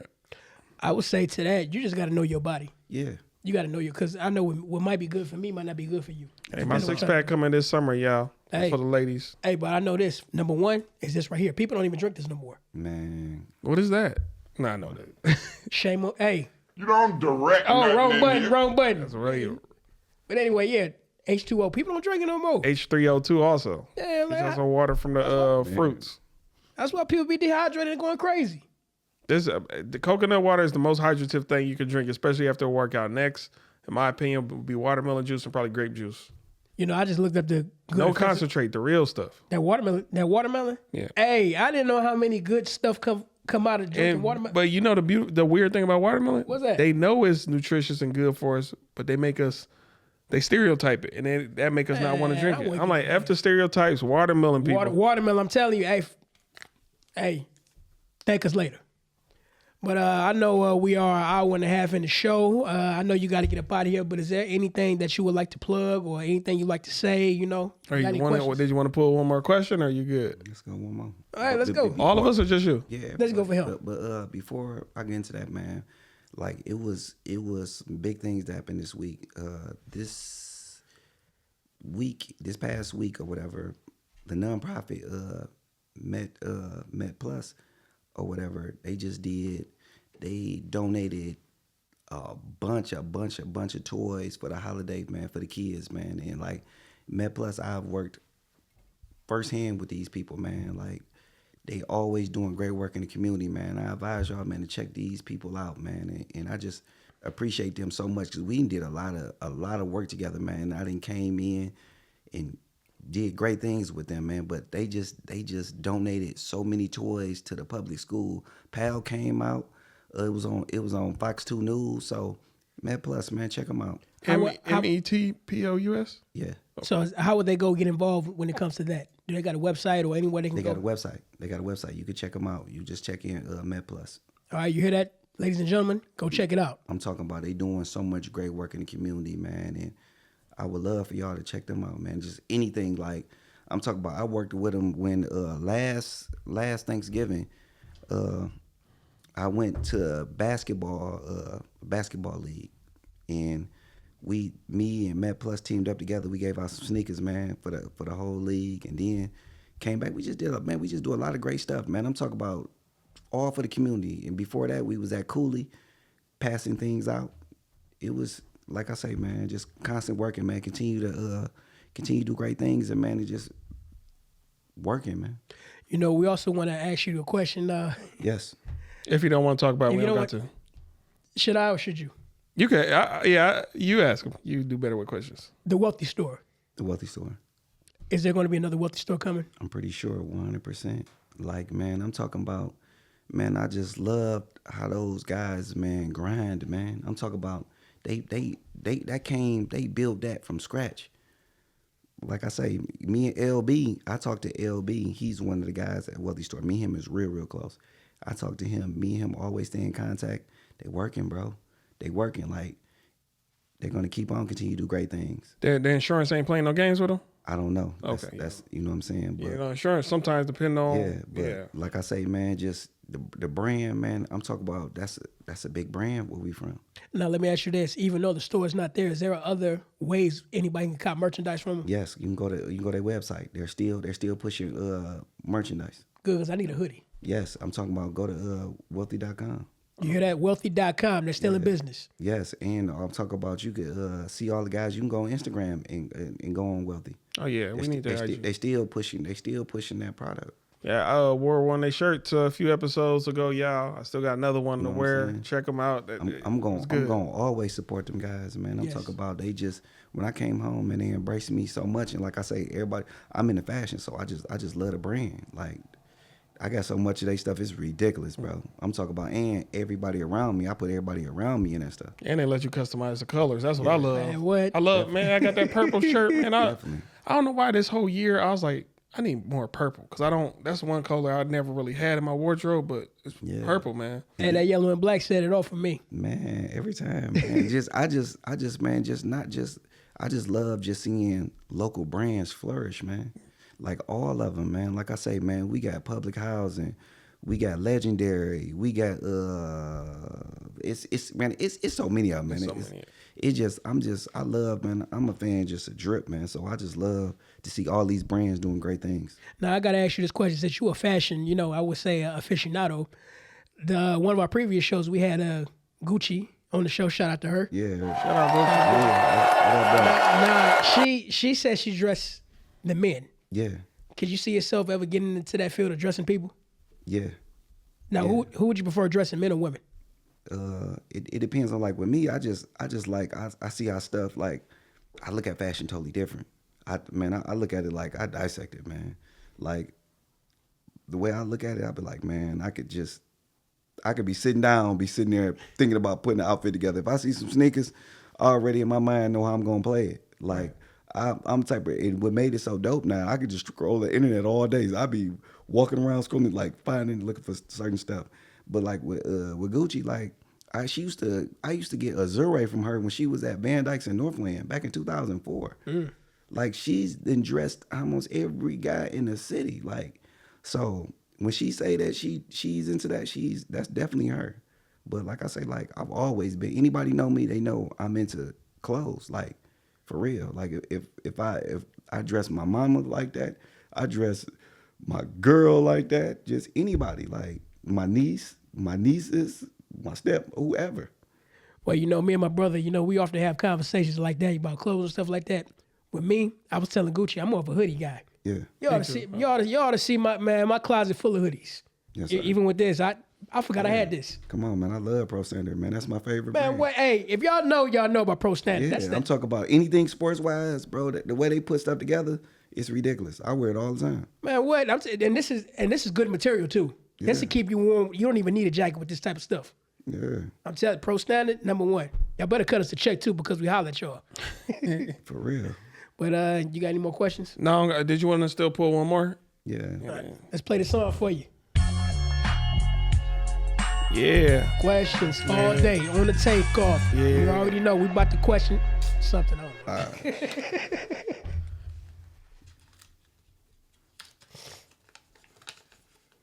Okay, what is one thing in life you regret? That's a deep one. Like, you want me to start? Me personally, man, I don't live with regrets, but the thing that I say, put my mother through that grief when I got incarcerated. I never forget that. Like, that's the realest thing. Like, that lived with me. That's gonna stay with me until I die. For real. How was the phone conversations though? The phone got just seeing her.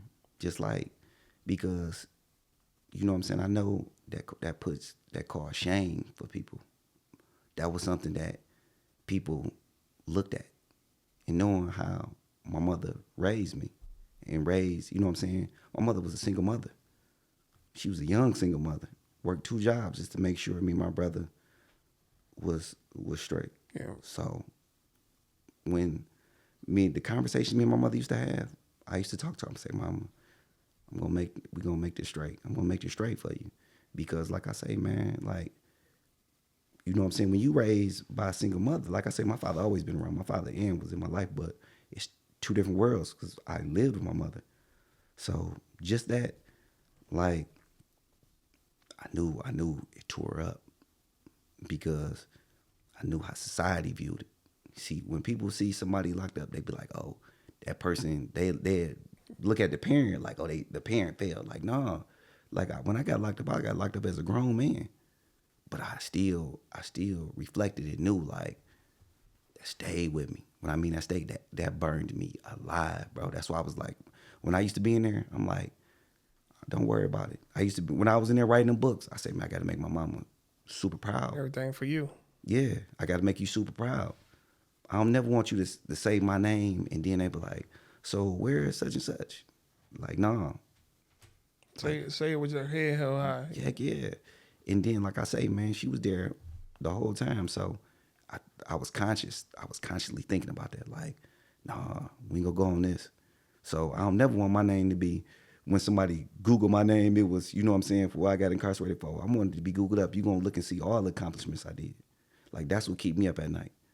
Knowing, like, and like I say, I don't live with regrets, but that's the thing that sticks with me the rest of my life. Knowing, Sorry. you just knowing that, like I say, man, I couldn't even see my grandfather because I was incarcerated. I couldn't go to the funeral. And that's awful hurt. Man, bro. Dang, they wouldn't grant you what's it called to go see him? No. I think you got to pay for that. Yeah. Oh, you got to pay for it? And then the officers got to be free to even do it. You mean like overtime or something? Yeah, that's overtime. Oh, that's wild. So it just like stuff like that. Like, I could live with anything else, but I just remember just that first visit. Man, I remember that first visit when I seen my mama. She was trying her best to hold it in. I'm like, oh, man, I'm talking about, because at first I didn't want no visits. Through the glass, or you was in the same room? We was in the same room. I was in level 4. I was in level 4. And she was like, you gonna do visits? I didn't want no visit the whole time. I was trying to do that boy like Hurricane Carter. I'm talking about I didn't want to see nobody, no nothing. And when she came up, it was like, dude, it gave me a second breath. Like, okay, we gonna rock this out. But yeah, that's why I say, if you see like I say, bro, I had so much support. But when I walked out of prison, I had my mama there. I just wanted, that was a situation where it was just like, me and you just need to talk. Nigga, I'm talking about, I didn't want my brother there, nobody. I didn't want my father there. Me and my father, super close. I told you I lost my father when I came home. But it was like, that was just one of them situations where, yeah, your son back home. Let's get back busy. Right. Like, bro, I was doing stuff for my mom when I was incarcerated. Like, I didn't miss not a Sweeties Day, a Mother's Day. My mom tell you, I was sending my mama edible arrangements. My mama was getting Gucci from when I was in the joint. I was sending it to her. I was still making things happen because I'm like, because I knew what how my mama sacrificed for me. So, you know what I'm saying? I'm gonna always do that. What about you? Shout out to the moms out there. Always. Well, let's give a hand clap for mom first. Yeah, that's my What was the question one more time? What's something about regret? yeah, that was regret. What's one thing that you regret? What's one thing I regret? I guess cutting people out of my life without I don't mind doing it, but it's just like I don't get warning. It's like, oh no, that ain't it. Let me think of it better. I think I got one. Probably not taking care of myself at an early age. Okay. Is it financially, or what are we talking about? No, as a kid, I told you I was a fat kid growing up. Yeah. And sometimes I reminisce on that and be like, you know what, if I would have nipped this shit in the bud at a certain point in my life, I wouldn't have probably went through a lot of health issues that I went through in my early 20s. Okay. But then again, at the same time, the health issues that I went through in my 20s, I couldn't control that no matter how well I took care of myself. Yeah. But it probably would have prolonged it a little bit longer. So I say that's probably my regret. I would say just my tongue. Like I talk before I think, and I've said some harsh shit to people just out of that's weakness. Wanting to always be the loud nigga in the room or just always have something to say. And I used to think so before I spoke. So a bunch of harsh stuff I said to people. So, and when it's out there, you can't take it back no matter how much you apologize. They know you said it. They know how you felt in that moment. So yeah, that's what I regretted. A bunch of stuff I said. I can't go into more details about the exact words, but some stuff to some people. So most of it justified, but the times it wasn't, definitely regret it. Go for it. Man, we got to end this on a happy note, man. That was the question. That was it. Yeah. I mean, you got time for... Let's go. All right, let's play. Yeah, what? One time.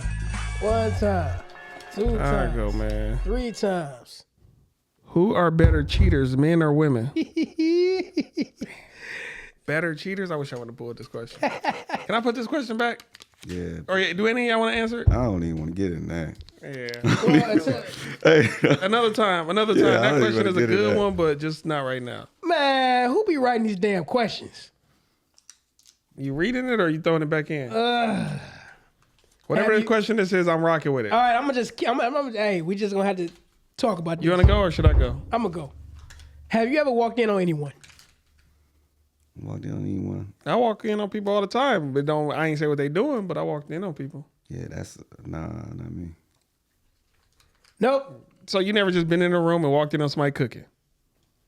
My mind didn't even go to cooking though. Hey, that's what I'm saying. That's why Cooking what? Man, I'm saying that your mind don't got to go to a dirty place. You could reverse the My question. mind went straight dirty when you say walked yeah. in. I can't think of nothing else outside of that. Walking on somebody cooking, doing their homework, walking on somebody. Usually, if we talking about that, you will hear it before you walk in. Yeah. Yeah, unless y'all trash. That wasn't a good. That wasn't a good. It wasn't, but I just want to read it so I can throw it out the bowl. Okay. Whoever wrote that motherfucker. Did you want to pull another one? Because that was garbage. Yeah, or you just rocking pull with it. Pull another one. I'll read mine while you pulling yours, bro. Oh, my bad. No, you good. Should people focus on their strengths or weaknesses? Damn, that's the same thing, kind of. I kind of like that question. Should people focus on their strengths or weaknesses? Weaknesses. I was gonna say weaknesses too, but it's strength. Damn. You already know your strengths though. Like you know what I'm saying? Like, But if your strength is already bringing you, let's just say money, why even care about the weakness? Well, no, you do want to be a well-rounded person. To improve. That's just like Shaq was already dominant. But imagine if Shaq could have hit free throws. I was just about to. That was He would have been phenomenal. Yes, Shaq would have been the best player ever. I just found out Ben Wallace was actually worse at free throws than Shaq. I didn't know that. Yeah. Till a Yeah, the week 2 ago. worst free throw shooters in the league. Dang, yeah, you're right. It is weaknesses. Yeah, weaknesses It all really day. is weaknesses. Because think about it like this. You know how to, let's say you know how to sing, but you don't know how to rap. Well, not necessarily know how to rap, but you bad at it. Yeah. But if you keep working on your weakness, you get good at it. Yeah, get good, and then you become well-rounded, and you more, just well-rounded. Yeah, so. So I think we all agree weaknesses, y'all, for that question. And for my last and final question, have you ever had a bad karma moment? Yes. Yes. I feel like yes, but I can't recall right now. Yes. You want to talk about that? Or you want to keep it private? Just anything, man. Like one thing about you can't outrun karma. That's the truth. Whatever you putting out here to the ethers, it's gonna come back to you. Whatever. Like I'm talking about, you put out negative energy gonna come to you. You put out positive, it's gonna come to you. Like it all boils down. That's just with anything, man. That's why I try to never not to deal on negativity, or just I don't push it because I know what's gonna happen. Like how the universe works, it's gonna come back to you. You gotta watch what you say, watch how you move, everything, bro. It's Watch how you treat people. yeah, watch how you treat people and everything, man. Because like I say, dude, that's just the law of the universe. I'll say I do know karma exists, and for me, the main reason why I know it exists is because sometimes when I do stuff, an old thought will pop in my head, and that's just me knowing karma saying, "Oh, you just experienced this because of that moment back there." But I'm sorry, repeat your question. Have you ever had a bad karma moment? I have. I can't recall one right now, but I it know. happened before. I know it has happened before. Yes. I would say for me, of course, I have had one, but the reason what had me think about, I had to think twice about a lot of decisions that we choose to make, because it could be a time where you want to treat a person who approach you like, why are you bothering me? Get the fuck. But then again, that person might be one of your greatest blessings. Real talk. You know what I mean? Because there's been plenty of times where I didn't know this person from a can of paint. We just struck up a conversation, and we could be in a store, and that person could be like, you know what? Don't worry about it. I got that for you. So you block your own blessings by how you treat people negatively. All day. Because I try my best, when somebody, like even today, somebody asked me, do you got some change? I really didn't have no change, but, I'm sorry, bro, I didn't got it. But instead of me cussing him out, I'm like, I ain't got it. But God could have been using that person as a vessel. That's seeing how you was going to act towards him. Absolutely. And some people who won't even talk to homeless people just because you're homeless. Yes. Which again, like you got to talk to everybody. I'm always on a path to be more well-rounded. You just got to speak to everybody. Yeah. Nobody beneath you, nobody above you. Yes. You got to see it from that perspective. Don't compare yourself to nobody. That's when you start slipping. That's the worst feeling in the world. Don't ever do that. What they say, comparison is a thief of joy. Yeah. I agree. And one more thing to add to this, I just want to say too, whatever you got, don't think the Most High can't take it away from you. Because you could be so arrogant, nose to the sky, thinking that you got it all figured out, and one bad move, it's gone. Man, that's real. Don't take my stuff away from me, Most High. I don't got much. Well, see, you got to be the best way of being great is to be grateful. That's true. Always.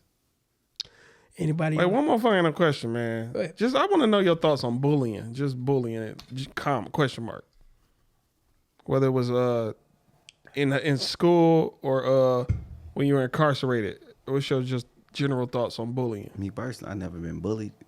You know what I'm saying? So I just always like that stuff that come around me. Like I don't even see it. I'm saying, do you feel like, say if it's a guy getting bullied, some people won't even step in to help because they're like, hey man, unless you do for yourself, I'm never gonna do for you. Or do like or, that's where it's been situations where it's been. I can tell you once you say it like that, yes. But once you see him actually fighting back, then it's like, okay, now bro, I got you. But before, if I ain't seen you, it was a situation. This one guy, I went to the hole because of that. I had helped this guy with a fight. So the guy, he was from he was a young guy. He was from 7 Mile. He's from the west side. So dude was in there minding his own business. So my whole thing is like, I would hope somebody, if my little cousin, if I had a little brother, nephew, or somebody come in and be like, hey, bro, make sure, you know what I'm saying, move like this, such and such. So, like I told you, it's not that many people in here from the west side in prison. So it's east side predominantly. Why do you think that is? That's a deeper question, but yeah, we got to get into that next time. Really. But you know what I'm saying? Like they deep, and like I say, we was at the hub. Now Macomb is the hub. That's what everybody from Detroit trying to get to. So they use that. They like, yeah, we ride you out. So everybody, the farther you get, you know what I'm saying? Everybody cool, but when you get back to the city, it's, you know what I'm saying? It's gonna be sectioned off. So, little dude, he came in, dude mind his own business, everything, every day. People not liking the way he move. Dude, he only 19 years old. So, scrawny or what? Like just a regular dude. Dude used to be in there smoking ounces of weed every day. Okay. Yes. I'm talking about smoking ounces of weed, getting drunk, everything, but he don't bother nobody. So when I see the fake beef first, you know, it always starts with a fake beef. Don't you know when somebody don't like you, it's going to start with a fake beef. I see it, I peep it. So a situation, so I'm putting young dude on game. I'm like, P, bro, the way you moving here, I say, bro, they don't like the way you moving. Truthfully, they don't like the way nobody move, but by him being younger, he's more of an easier target than anybody else. And they know that Westside guys wasn't sticking together. So so this one older guy, just fast forwarding the story, we in the day room. I wasn't even in the day room. This was right before Christmas. This was right before Thanksgiving. Dude in the day room, mind his own business, the young guy. Biggest dude on the compound. He in there showing up in front of everybody. Dude say something. Dude found him. So, of course, I'm chilling. I ain't gonna never forget Michigan State was playing. This is 2013. Michigan State was playing. They was playing on a boat at the time. So, dude come out. My bunkie come to the cell.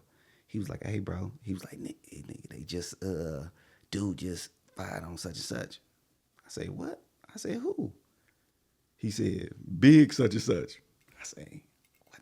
Like they not even in the same age group. The little dude punched the big dude? No, the big dude. Oh. The little big dude fired him. So I ain't gonna never forget. So I come to the day room. It's 3 niggas in there from the west side. 3 guys. So I'm looking around.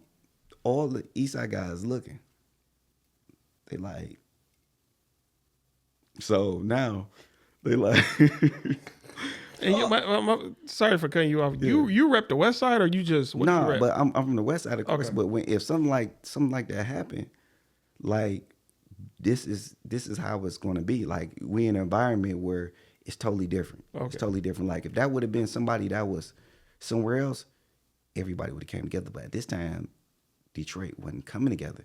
It was strictly not even just Detroit, because I'm cool with. I got partners from every part in Michigan, but dude. So I see the dude when I walk in the day room. Dude, like, yeah, what them niggas getting you for? I said, what? So I asked dude what happened. He telling me. I could tell he want to do something, but he just needs some backing. So that's why you. I said, Pete, bro.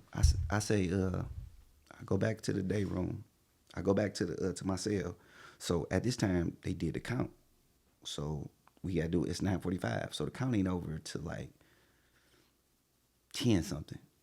So I tell my bunkie, he Eastside guy, he hyping it up like a bug.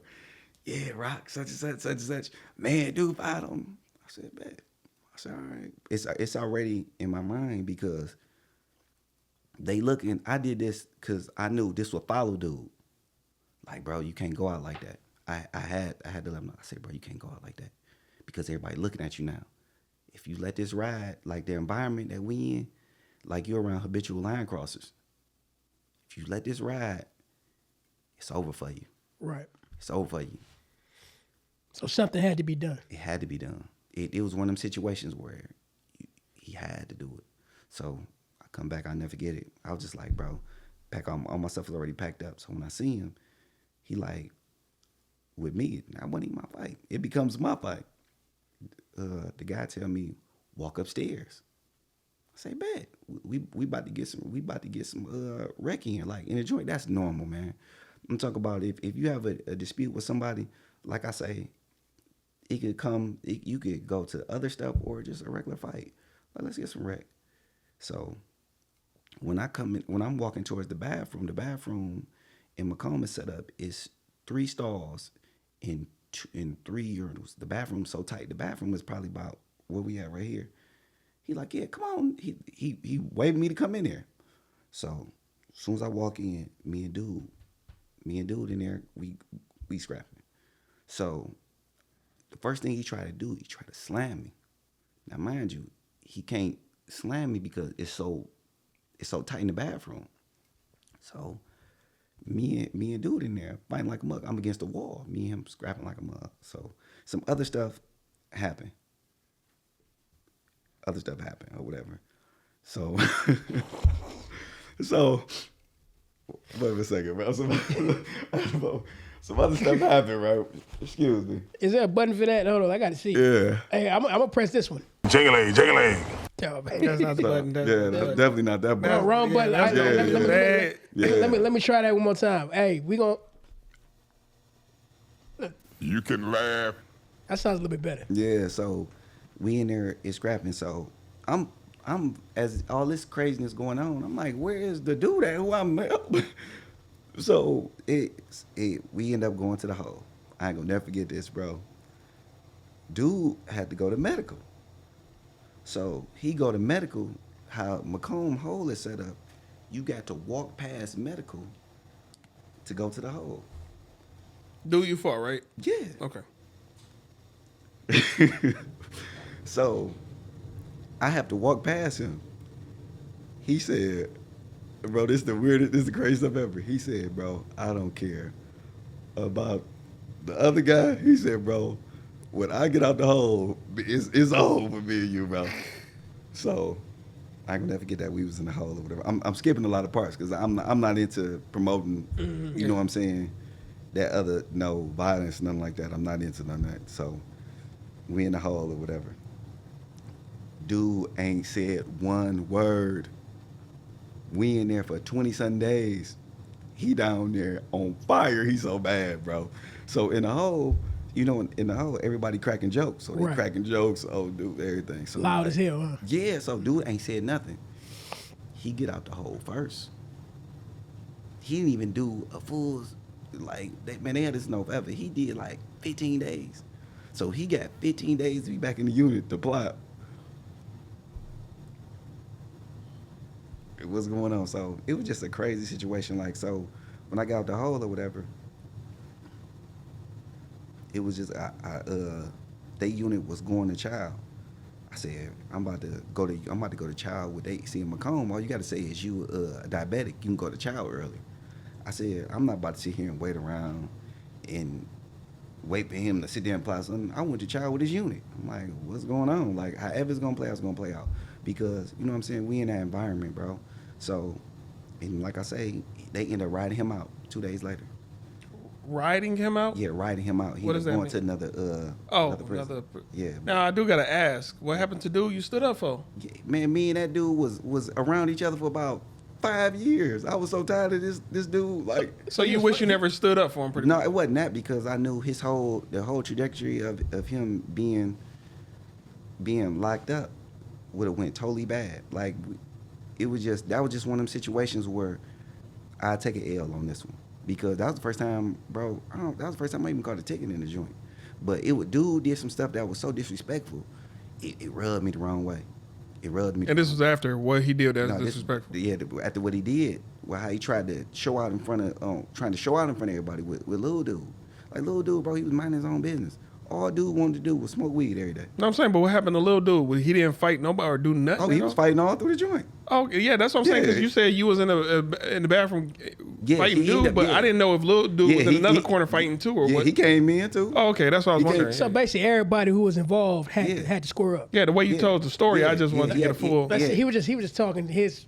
Okay. Yeah, so it was just a situation, like I say, man, I ain't here to promote that type of stuff, but it was just one of them I was just telling him more so the story. Yeah. But We don't promote that, y'all. yeah, like, I don't, you know, everybody know I don't talk about that kind of stuff, but that was just one of them situations where it was like, man, like, everybody would know me. They know the guy. We all know the little dude. But like I say, that situation was straight. So shout out to you and your character for even standing up for somebody, because Yeah. not everybody can do that. Nah, bro, it was a man. I'm talking about, bro. These niggas on Father's Day, man, they should have sent me 1,000 cards, man. You know how many guys I stopped from situations in the joint?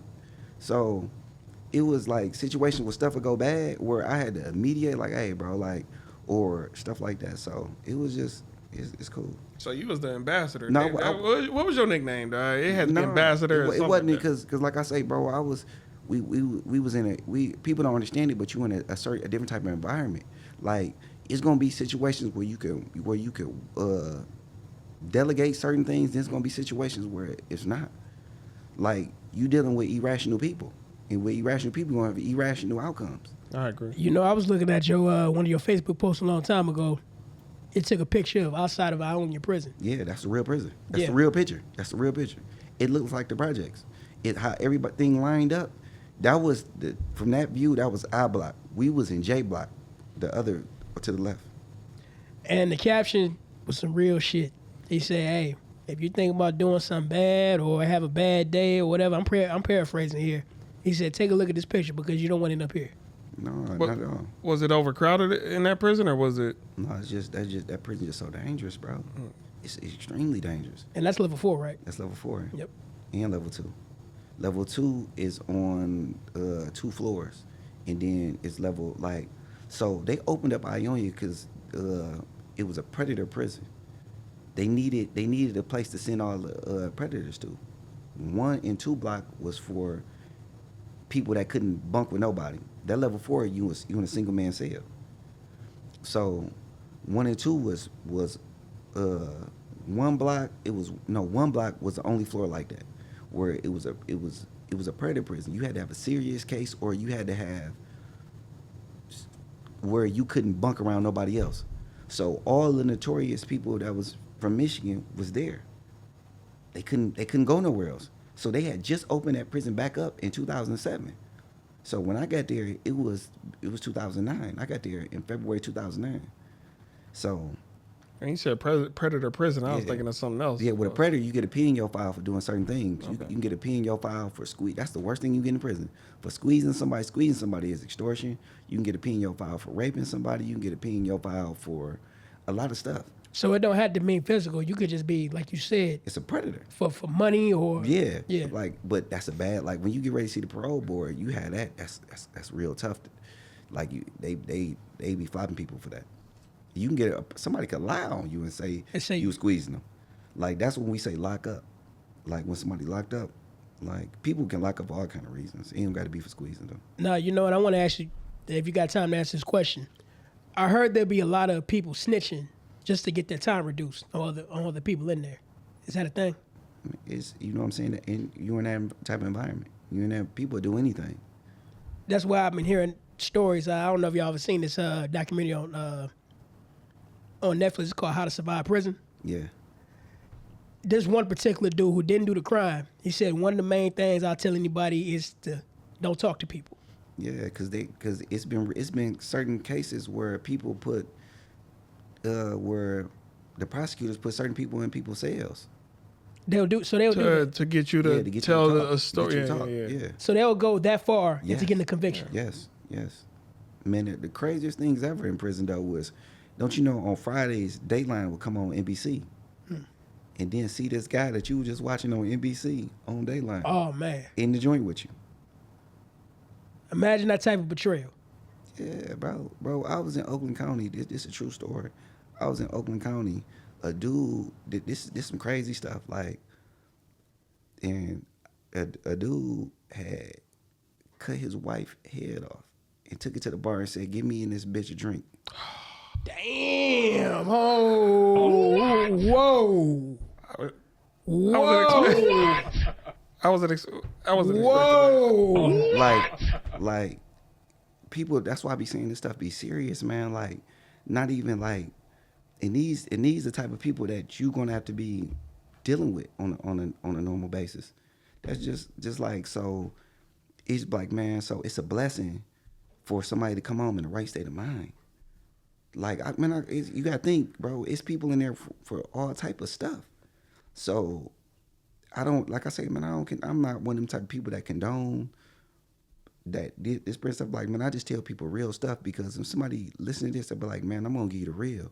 Like, I'm not one of the people that's gonna come home and tell you no glamorous story. Like, yeah, because I could tell you all type of stuff, the stuff that, the negative stuff. Yeah, we was in there making this amount of money and all this stuff, but no, it ain't about that. It's about being real. Now, what do you think about people who like to come home and glamorize jail like that's the place to be? Ain't nothing about it the place to be, man. It was the most, man, I'm talking about the holiday season about to come up, right?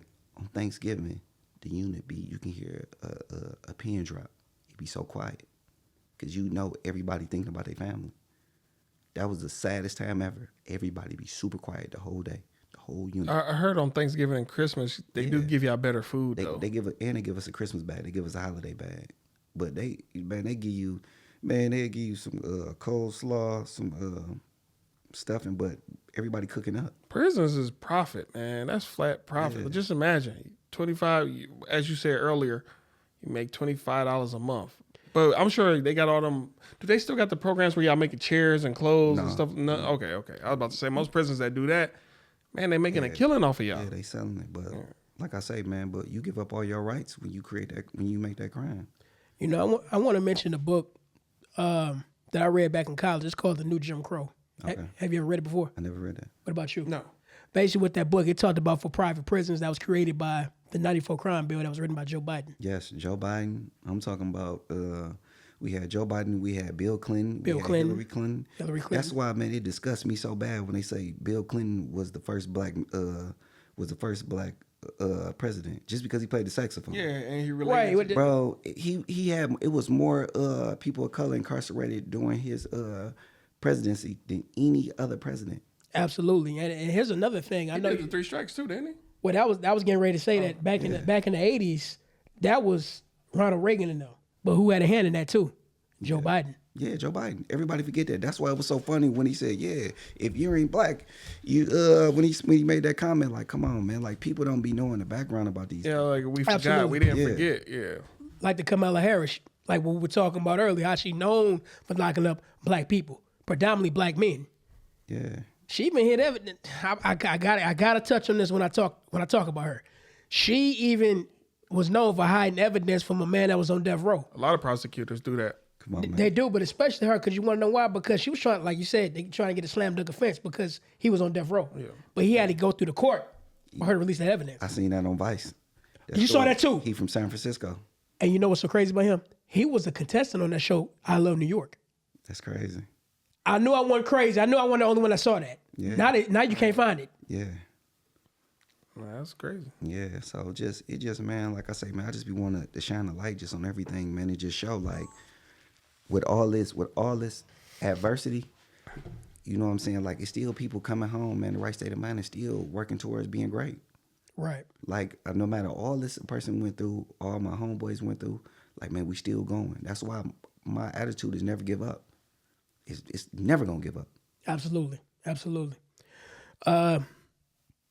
Is there something that you would like to share to a group of individuals who's going through it right now that's locked up and just trying to survive their time, or anybody who's on the crossroads of getting sentenced?